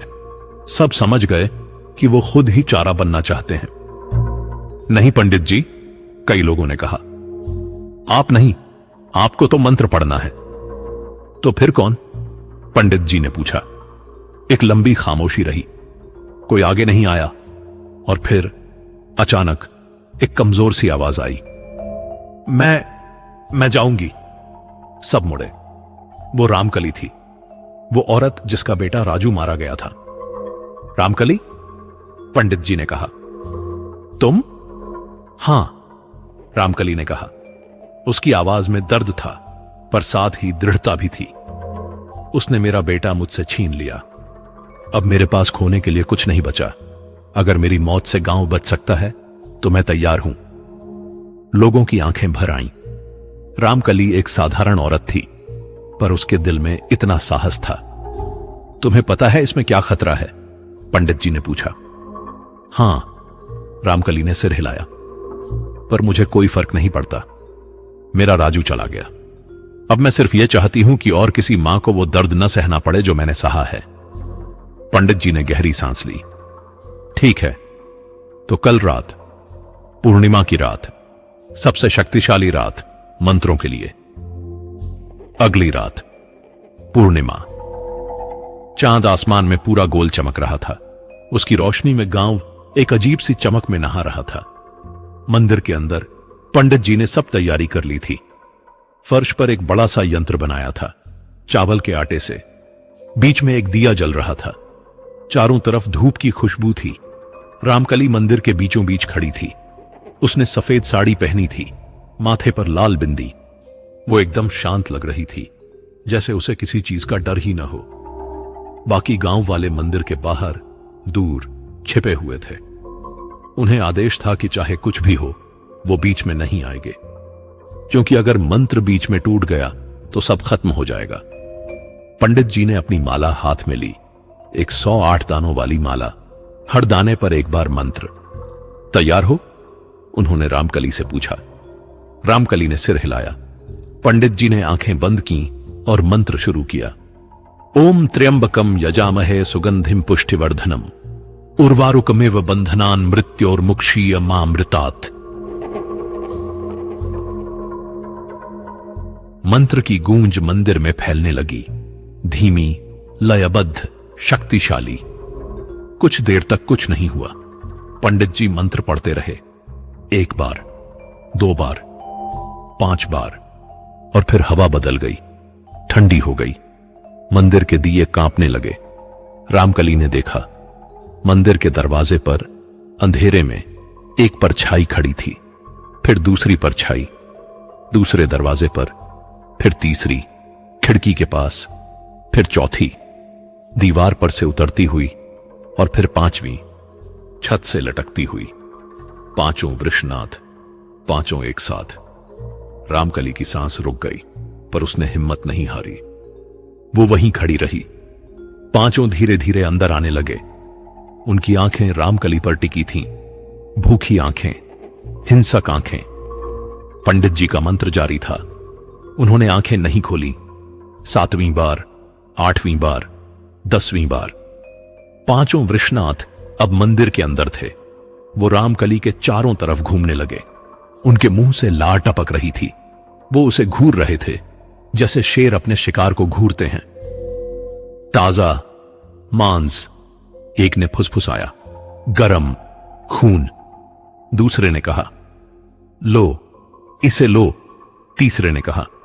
और तभी एक ने हाथ बढ़ाया रामकली की तरफ, पर दूसरे ने उसका हाथ पकड़ लिया। नहीं, मैं पहले लूंगा। नहीं, मैं, तीसरा बोला। मैं असली हूं, चौथा बोला। मुझे पहले मिलेगा। 5वां चुप था। वो बस देख रहा था। और तभी उन्हें ध्यान गया। मंत्र की आवाज। पंडित जी मंत्र पढ़ रहे थे। रुको, एक ने कहा। ये क्या हो रहा है? 5 ने पंडित जी की तरफ देखा। मंत्र, दूसरा बोला। वो महामृत्युंजय मंत्र पढ़ रहा है। रोको उसे, तीसरा चिल्लाया। और 5 पंडित जी की तरफ लपके। पर तभी यंत्र से एक रोशनी निकली, सुनहरी रोशनी। उसने 5 को रोक दिया। वो आगे नहीं बढ़ सके। नहीं, पहला चिल्लाया। ये नहीं हो सकता। पंडित जी का मंत्र तेज होता गया। 20वीं बार, 30वीं बार, 40वीं बार। 5 वृषनाथ चीखने लगे। वो यंत्र को तोड़ने की कोशिश कर रहे थे, पर कर नहीं पा रहे थे। रोशनी उन्हें पीछे धकेल रही थी। तुम हमें नहीं मार सकते, एक चिल्लाया। हम अमर हैं, दूसरा बोला। पर पंडित जी ने कोई ध्यान नहीं दिया। उनका मंत्र जारी था। 50वीं बार, 60वीं बार। 5 वृषनाथ अब जमीन पर गिरने लगे। उनके शरीर कांपने लगे, जैसे कोई अंदर से उन्हें तोड़ रहा हो। नहीं, नहीं, वो चीख रहे थे। 70वीं बार, 80वीं बार, 90वीं बार। 5 के शरीर अब दरकने लगे। दरारें पड़ने लगीं, जैसे वो मिट्टी के बने हों। 100वीं बार, 105वीं बार, 107वीं बार, और फिर आखिरी बार 108वीं बार। ओम त्र्यंबकम यजामहे सुगंधिम पुष्टिवर्धनम उर्वारुकमिव बंधनान मृत्योर्मुक्षीय मामृतात्।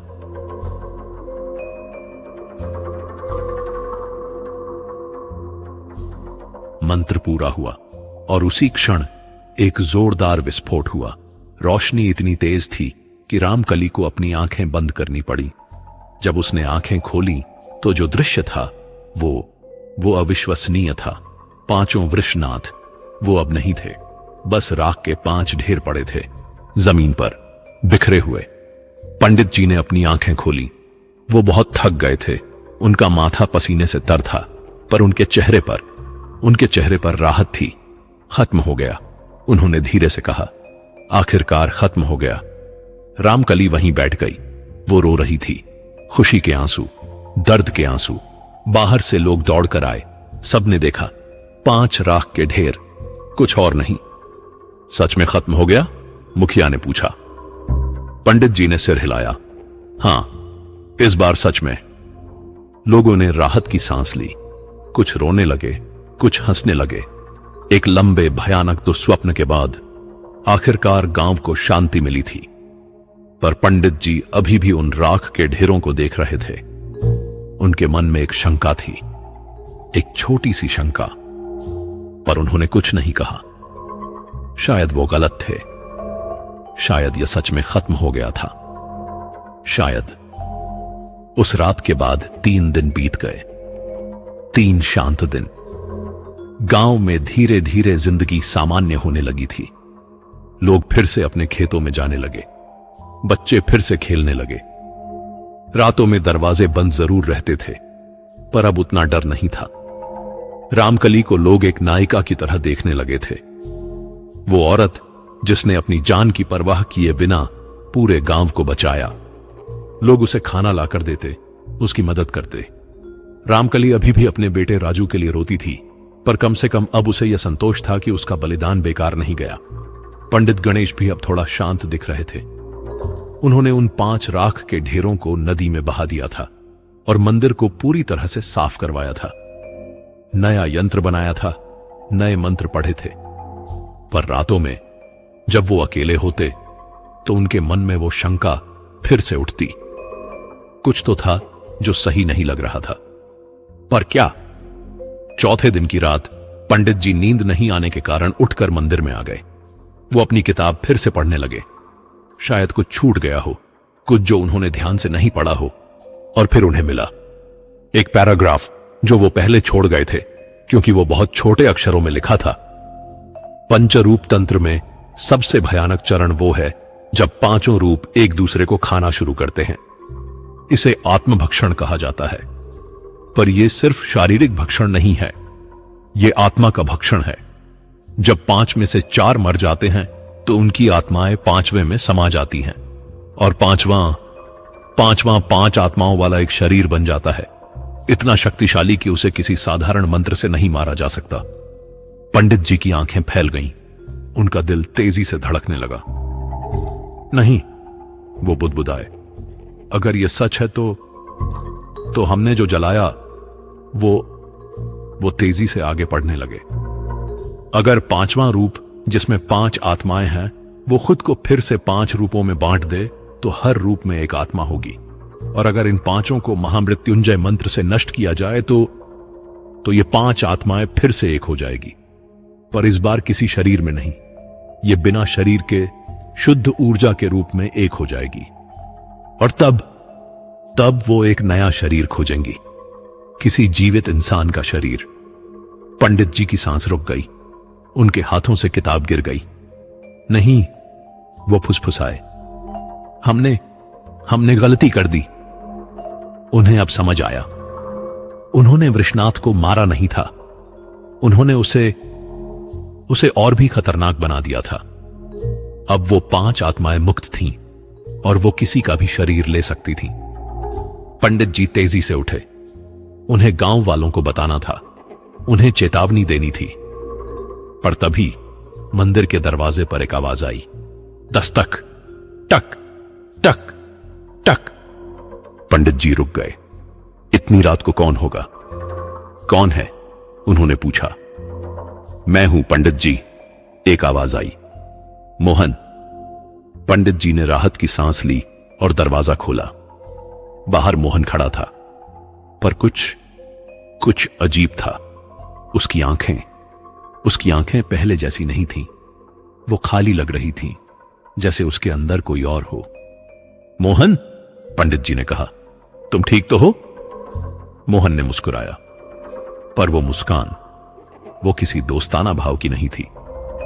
बिल्कुल ठीक हूं पंडित जी, मोहन ने कहा, पहले से भी ज्यादा ठीक। और फिर पंडित जी को समझ आया, मोहन की आवाज वो मोहन की आवाज नहीं थी, वो कोई और आवाज थी, गहरी, जानी पहचानी, वृषनाथ की आवाज। तुम, पंडित जी पीछे हटे, तुम वो हो, तुमने मोहन का शरीर ले लिया। शरीर? मोहन ने, या यूं कहें वृषनाथ ने हंसी हंसी। नहीं पंडित जी, ये मेरा शरीर है, हमेशा से था। मोहन तो बस एक खोल था और अब मैं इस खोल में आ गया हूं। पंडित जी का दिल बैठ गया। नहीं, ये नहीं हो सकता। मोहन एक अच्छा इंसान था, एक बहादुर इंसान था। वृषनाथ ने जोर दिया। अब नहीं है, अब सिर्फ मैं हूं। और तभी पीछे से और आवाजें आईं। पंडित जी ने मुड़कर देखा। मंदिर के चारों तरफ से लोग आ रहे थे, पर उनकी चालें अजीब थीं, रोबोट जैसी। और उनकी आंखें, उन सब की आंखें खाली थीं। मुखिया, 2-3 नौजवान, कुछ औरतें, करीब 10-12 लोग। ये सब। पंडित जी लड़खड़ाए। हां, वृषनाथ ने कहा, 5 आत्माएं थीं, अब 5 शरीर हैं और बाकी मेरे सेवक हैं। मैंने उनके मन पर कब्जा कर लिया है। पंडित जी को समझ आ गया, वृषनाथ ने सिर्फ एक शरीर नहीं लिया था, उसने कई शरीर ले लिए थे। और अब वो पहले से भी ज्यादा शक्तिशाली था। तुम ये नहीं कर सकते, पंडित जी ने कहा। मैं तुम्हें रोकूंगा। वृषनाथ हंसा। कैसे पंडित जी, तुम्हारे मंत्र अब काम नहीं करेंगे। मैं अब शरीर नहीं, आत्मा हूं। मैं अब एक नहीं, कई हूं। तुम मुझे कैसे रोकोगे? पंडित जी को कोई जवाब नहीं सूझा। वो जानते थे कि वृषनाथ सही कह रहा था।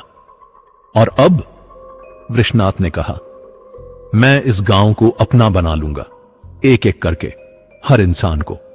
और फिर मैं दूसरे गांवों में जाऊंगा और फिर शहरों में, और धीरे धीरे मैं हर जगह फैल जाऊंगा। पंडित जी का दिल डूब गया। अगर वृषनाथ ने ऐसा किया तो रोकने का कोई रास्ता नहीं था। तो अब क्या? पंडित जी ने पूछा।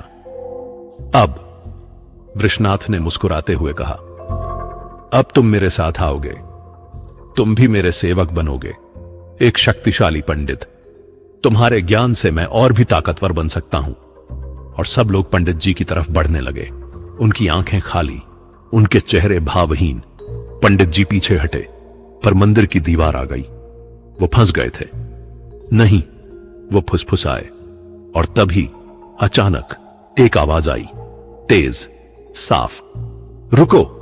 सब रुक गए, मुड़े। वहां खड़ी थी रामकली। उसके हाथ में एक मशाल थी और उसके पीछे कुछ और लोग थे। वो लोग जो अभी तक वृषनाथ के कब्जे में नहीं आए थे।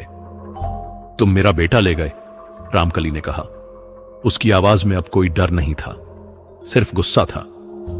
तुमने मेरी जिंदगी बर्बाद कर दी, पर अब मैं तुम्हें और नहीं जीतने दूंगी। वृषनाथ ने हंसी हंसी। तुम क्या करोगी? मैं नहीं, रामकली ने कहा। हम सब मिलकर। और उसके पीछे के लोगों ने भी मशालें उठाई। करीब 15-20 लोग, गांव के बाकी बचे हुए लोग। तुम हमारे लोगों के शरीर ले सकते हो, रामकली ने कहा, पर हमारी आत्मा नहीं, हमारा साहस नहीं। हम लड़ेंगे आखिरी सांस तक। पंडित जी की आंखों में आंसू आ गए। इतना साहस, इतनी हिम्मत। वृषनाथ का चेहरा गंभीर हो गया। तो तुम लड़ना चाहते हो? ठीक है, लड़ो, पर जान लो, तुम हारोगे। और फिर उस रात जगापुर में एक भयानक युद्ध शुरू हुआ। इंसानों का युद्ध, पर सिर्फ अपने दुश्मन से नहीं, अपने ही लोगों से, अपने ही परिवार से। क्योंकि जो वृषनाथ के कब्जे में थे, वो अब उनके दुश्मन थे। और जो बचे थे, उन्हें लड़ना था, अपनों को बचाने के लिए। आग जली, चीखें गूंजी, खून बहा। और इस सब के बीच पंडित गणेश समझ गए कि उन्होंने एक बहुत बड़ी गलती की थी। उन्होंने वृषनाथ को मारने की कोशिश की थी, पर असल में उन्होंने उसे और भी खतरनाक बना दिया था। अब सवाल यह था, क्या इस खतरे को रोका जा सकता था? या फिर जगापुर और फिर पूरी दुनिया वृषनाथ के अंधकार में डूब जाएगी? उस रात जो हुआ, वो किसी भी इंसान के सबसे बुरे सपने से भी बदतर था। गांव के लोग अपने ही लोगों से लड़ रहे थे, भाई भाई से, पिता बेटे से, पत्नी पति से। पर जो लड़ रहे थे वो असल में वो नहीं थे। उनके शरीर तो वही थे, पर अंदर अंदर वृषनाथ की आत्मा थी। रामकली और उसके साथी लोग मशालों से उन्हें दूर रखने की कोशिश कर रहे थे, पर मुश्किल ये थी कि वो अपने ही लोगों को चोट नहीं पहुंचाना चाहते थे, क्योंकि उम्मीद थी कि शायद उन्हें बचाया जा सके। पंडित गणेश ने जोर से चिल्लाया, उन्हें मारो मत, बस रोको, हमें कोई और रास्ता ढूंढना होगा। कौन सा रास्ता? रामकली ने पूछा, जबकि वो एक महिला को, जो कभी उसकी सहेली थी, अपनी मशाल से दूर रख रही थी। पंडित जी के पास कोई जवाब नहीं था। वो नहीं जानते थे। उनकी सारी विद्या, सारे मंत्र सब बेकार लग रहे थे। वृषनाथ मोहन के शरीर में वहीं खड़ा मुस्कुरा रहा था। देखो पंडित जी, देखो कितने बेबस हो तुम। तुम्हारे पास कोई रास्ता नहीं है, अब बस हार मान लो। पर तभी अचानक एक तेज चीख सुनाई दी, जंगल की तरफ से, इतनी तेज कि सब रुक गए, यहां तक कि वृषनाथ के कब्जे वाले लोग भी। वो चीख, वो किसी इंसान की नहीं थी, वो किसी जानवर की भी नहीं थी। वो कुछ और थी, कुछ ऐसा जो इस दुनिया का नहीं था। वृषनाथ का चेहरा बदल गया। पहली बार उसकी आंखों में डर दिखा। ये क्या है? वो बुदबुदाया, और फिर जंगल से कुछ निकला। एक परछाई नहीं, कई परछाइयां। वो धीरे धीरे गांव की तरफ बढ़ रही थीं। जैसे जैसे वो पास आईं, लोगों को दिखने लगा। वो आकृतियां थीं, मानव जैसी, पर मानव नहीं। उनके शरीर धुंधले थे, पारदर्शी, और उनके चेहरे जाने पहचाने थे। शंकर! किसी ने चिल्लाया। वो शंकर है। हां, पहली परछाई शंकर की थी, वो नौजवान जो सबसे पहले मारा गया था। और दूसरी लक्ष्मण दादा की थी, तीसरी रानी की, चौथी राजू की। वो सब जो वृषनाथ के शिकार बने थे, उनकी आत्माएं वापस आ गई थीं। पंडित जी की आंखें फैल गईं। ये कैसे संभव है? और तभी उन्हें याद आया, किताब में लिखा था, जब कोई तांत्रिक किसी की बलि देता है तो उस इंसान की आत्मा उस तांत्रिक से बंध जाती है, और अगर तांत्रिक खुद शरीर छोड़कर आत्मा बन जाए तो वो बंधी हुई आत्माएं मुक्त हो जाती हैं। जब पंडित जी ने महामृत्युंजय मंत्र पढ़ा था तो वृषनाथ के 5 शरीर नष्ट हो गए थे, और उसके साथ उन शिकारों की आत्माएं भी मुक्त हो गई थीं, और अब वो वापस आई थी बदला लेने। शंकर की आत्मा ने वृषनाथ की तरफ देखा। उसकी आंखों में गुस्सा था, इतना गुस्सा कि देखने वाले की रूह कांप जाए। तुमने, शंकर की आवाज गूंजी, पर वो कई आवाजों की तरह लग रही थी। तुमने हमें मारा, हमारी जिंदगी छीनी, हमारे सपने तोड़े। अब हम तुम्हें छोड़ेंगे नहीं। वृषनाथ पीछे हटने लगा। नहीं, तुम सिर्फ आत्माएं हो, तुम मुझे कुछ नहीं कर सकती। सच? लक्ष्मण दादा की आत्मा बोली, हम भी अब शरीर छोड़ चुके हैं, हम भी अब शुद्ध ऊर्जा हैं, और हम तुम्हें खींच सकते हैं, तुम्हारी आत्मा को उन शरीरों से बाहर। और फिर चारों आत्माएं एक साथ आगे बढ़ीं। उन्होंने अपने हाथ फैलाए। वृषनाथ चीखा। वो भागने की कोशिश करने लगा, पर जो लोग उसके कब्जे में थे वो अचानक रुक गए। उनके शरीर जम गए, जैसे किसी ने उन्हें पकड़ रखा हो। आत्माओं ने अपनी पकड़ मजबूत की, और धीरे धीरे मोहन के शरीर से एक धुंधली आकृति बाहर निकलने लगी। वृषनाथ की आत्मा। नहीं! वृषनाथ चिल्लाया, छोड़ो मुझे। पर आत्माओं ने नहीं छोड़ा। वो खींचते रहे, और एक एक करके बाकी 4 शरीरों से भी वृषनाथ की आत्माएं बाहर खींचने लगीं। 5 वृषनाथ की आत्माएं अब बाहर थीं, हवा में लटकी हुईं, और उन 4 शिकारों की आत्माएं उन्हें घेरे हुए थीं। अब, शंकर ने कहा, अब तुम वो भोगोगे जो तुमने हमें भुगताया। और फिर चारों आत्माओं ने वृषनाथ की पांचों आत्माओं को पकड़ लिया और उन्हें खींचना शुरू किया, अलग अलग दिशाओं में। वृषनाथ की चीखें गूंजने लगीं, भयानक चीखें, दर्द की, डर की, हताशा की। नहीं, ये मत करो, मैं गलत था, मुझे माफ कर दो। पर आत्माओं ने कोई दया नहीं दिखाई। उन्होंने और जोर से खींचा और फिर एक भयानक आवाज के साथ वृषनाथ की पांचों आत्माएं फट गईं। जैसे कपड़ा फटता है, वो बिखर गईं हवा में और फिर गायब हो गईं। सब कुछ अचानक शांत हो गया।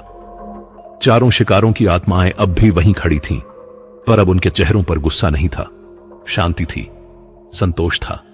शंकर ने पंडित जी की तरफ देखा और धीरे से मुस्कुराया। धन्यवाद पंडित जी, उसने कहा, आपने हमें मुक्त किया। अब हम जा सकते हैं। और धीरे धीरे चारों आत्माएं फीकी पड़ने लगी और फिर गायब हो गईं, हमेशा के लिए। जमीन पर वो लोग जो वृषनाथ के कब्जे में थे अचानक गिर पड़े, बेहोश पर जिंदा। मोहन, मुखिया और बाकी सब। रामकली दौड़कर उनके पास गई। ये ठीक है? पंडित जी ने उनकी नब्ज चेक की। हां, बस बेहोश हैं, जल्द ही होश आ जाएगा। और सच में कुछ ही मिनटों में एक एक करके सबको होश आने लगा। वो उलझन में थे, घबराए हुए थे, पर ठीक थे। मोहन ने अपनी आंखें खोली। पंडित जी, क्या हुआ? सब खत्म हो गया, पंडित जी ने मुस्कुराते हुए कहा। अब सब ठीक है। गांव वालों ने राहत की सांस ली। कुछ रोने लगे, कुछ हंसने लगे। एक लंबे डरावने सफर के बाद आखिरकार उन्हें शांति मिली थी। अगली सुबह पंडित जी जंगल की तरफ गए। वहां जहां कभी वृषनाथ की झोपड़ी थी, अब वहां कुछ नहीं था, बस खाली जमीन और घास उगाई थी। पंडित जी ने वहां एक छोटी सी पूजा की, उन सब के लिए जो मर गए थे, शंकर, लक्ष्मण दादा, रानी, राजू और भी जो इस अंधकार में खो गए थे। माफ करना, उन्होंने धीरे से कहा। मैं तुम्हें बचा नहीं पाया। पर उन्हें लगा जैसे हवा में एक फुसफुसाहट आई, एक आवाज। आपने हमें मुक्त किया और इसके लिए हम हमेशा आपके आभारी रहेंगे। पंडित जी ने मुस्कुरा दिया। हां, शायद मौत अंत नहीं थी, शायद वो सिर्फ एक नई शुरुआत थी। वो वापस गांव की तरफ चलने लगे। उनके पीछे जंगल फिर से शांत हो गया, पर अब उस शांति में अंधकार नहीं था, अब उसमें सुकून था। जगापुर फिर से जीवित होने लगा। धीरे धीरे लोग फिर से हंसने लगे, बच्चे फिर से खेलने लगे और रातों में अब कोई डर नहीं था।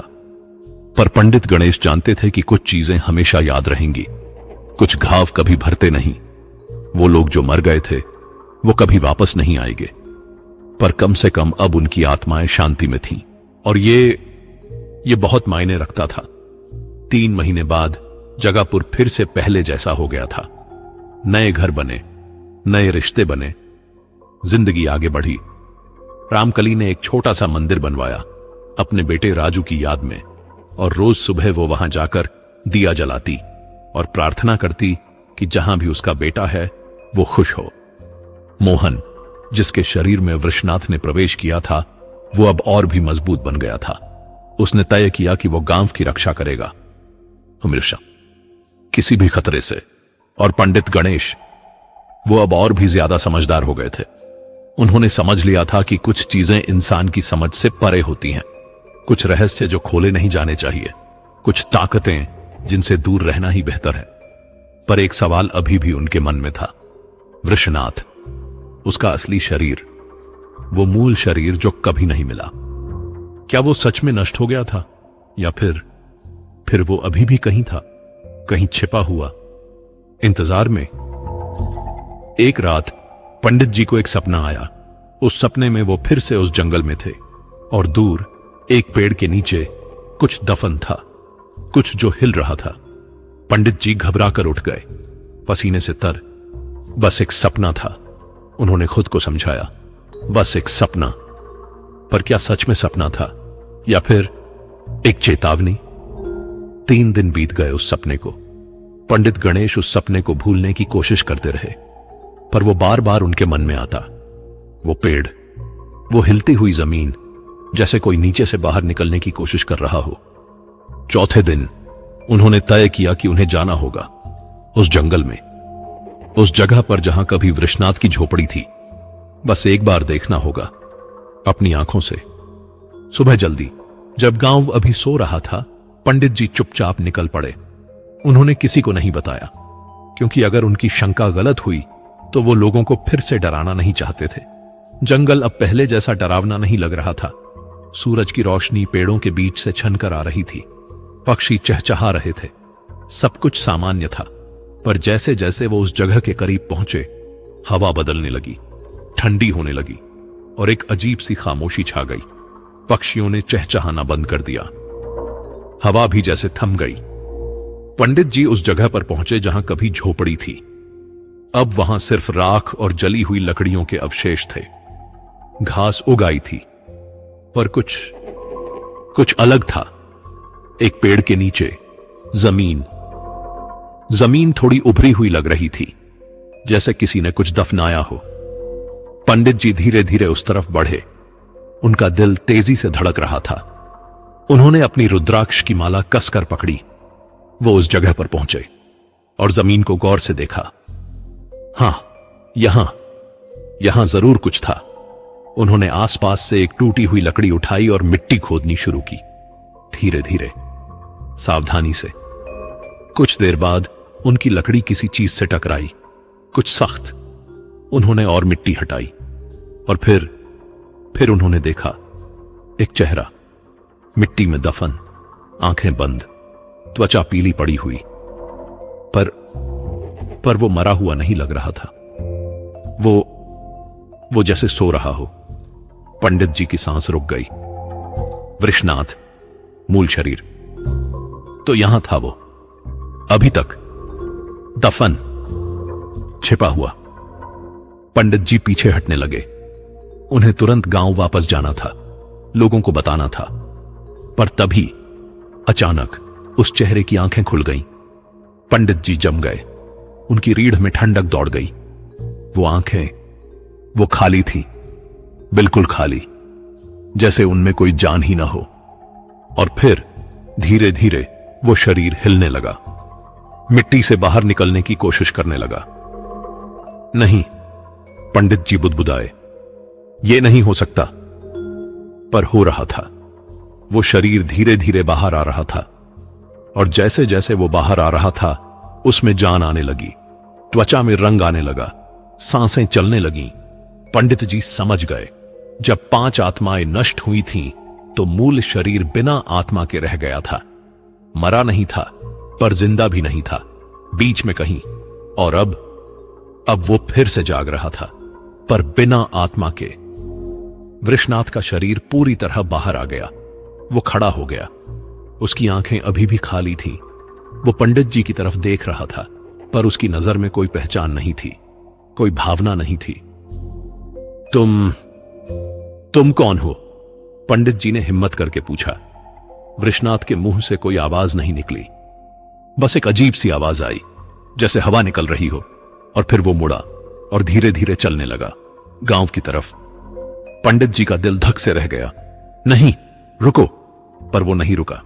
वो चलता रहा, एक रोबोट की तरह, बिना किसी इरादे के, बिना किसी लक्ष्य के, बस चल रहा था। पंडित जी उसके पीछे दौड़े। उन्हें उसे रोकना था, पर कैसे? जब तक वो गांव के किनारे पहुंचे, सूरज ऊपर चढ़ आया था। लोग अपने घरों से बाहर निकल रहे थे, और फिर किसी ने देखा वृषनाथ को चलते हुए, गांव में आते हुए। वो वृषनाथ है, किसी ने चिल्लाया। अफरा तफरी मच गई। लोग चिल्लाने लगे, कुछ भागने लगे, कुछ हथियार उठाने लगे। मोहन अपनी तलवार लेकर आगे आया। रुक जाओ, उसने वृषनाथ को चिल्लाकर कहा। पर वृषनाथ रुका नहीं, वो चलता रहा। मोहन ने तलवार घुमाई, वार किया। तलवार वृषनाथ की बांह पर लगी, खून बहा, पर वृषनाथ ने कोई प्रतिक्रिया नहीं दी। वो चलता रहा, जैसे उसे दर्द ही महसूस ना हो रहा हो। ये क्या है? मोहन घबरा गया। पंडित जी आगे आए। रुको, उसे मत मारो। क्यों? मुखिया ने पूछा। वो वृषनाथ है। नहीं, पंडित जी ने कहा, वो सिर्फ उसका शरीर है, उसके अंदर कोई आत्मा नहीं है। वो बस एक खाली खोल है। लोग उलझन में पड़ गए। तो अब क्या करें? पंडित जी ने सोचा, और फिर उन्हें एक विचार आया। शायद, उन्होंने कहा, शायद इसे शांति चाहिए, इसे विधिवत दाह संस्कार की जरूरत है, तभी ये रुकेगा। लोगों ने एक दूसरे की तरफ देखा और फिर धीरे धीरे सिर हिलाया। उसी दिन शाम को नदी के किनारे एक चिता बनाई गई। वृषनाथ के शरीर को उस पर लिटाया गया। वो अभी भी नहीं लड़ा, अभी भी कुछ नहीं बोला, बस चुपचाप लेट गया। पंडित जी ने अंतिम संस्कार के मंत्र पढ़े और फिर आग लगाई। धीरे धीरे शरीर जलने लगा और इस बार कोई चीख नहीं थी, कोई विरोध नहीं था, बस शांति थी। लोग चुपचाप खड़े देख रहे थे। रामकली की आंखों में आंसू थे। मोहन का चेहरा गंभीर था। मुखिया ने अपने सिर पर हाथ रख लिया।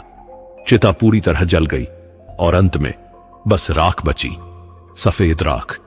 पंडित जी ने वो राख नदी में बहा दी और प्रार्थना की कि जहां भी वृषनाथ की आत्मा हो, उसे शांति मिले। उस दिन के बाद 3 दिन और बीत गए।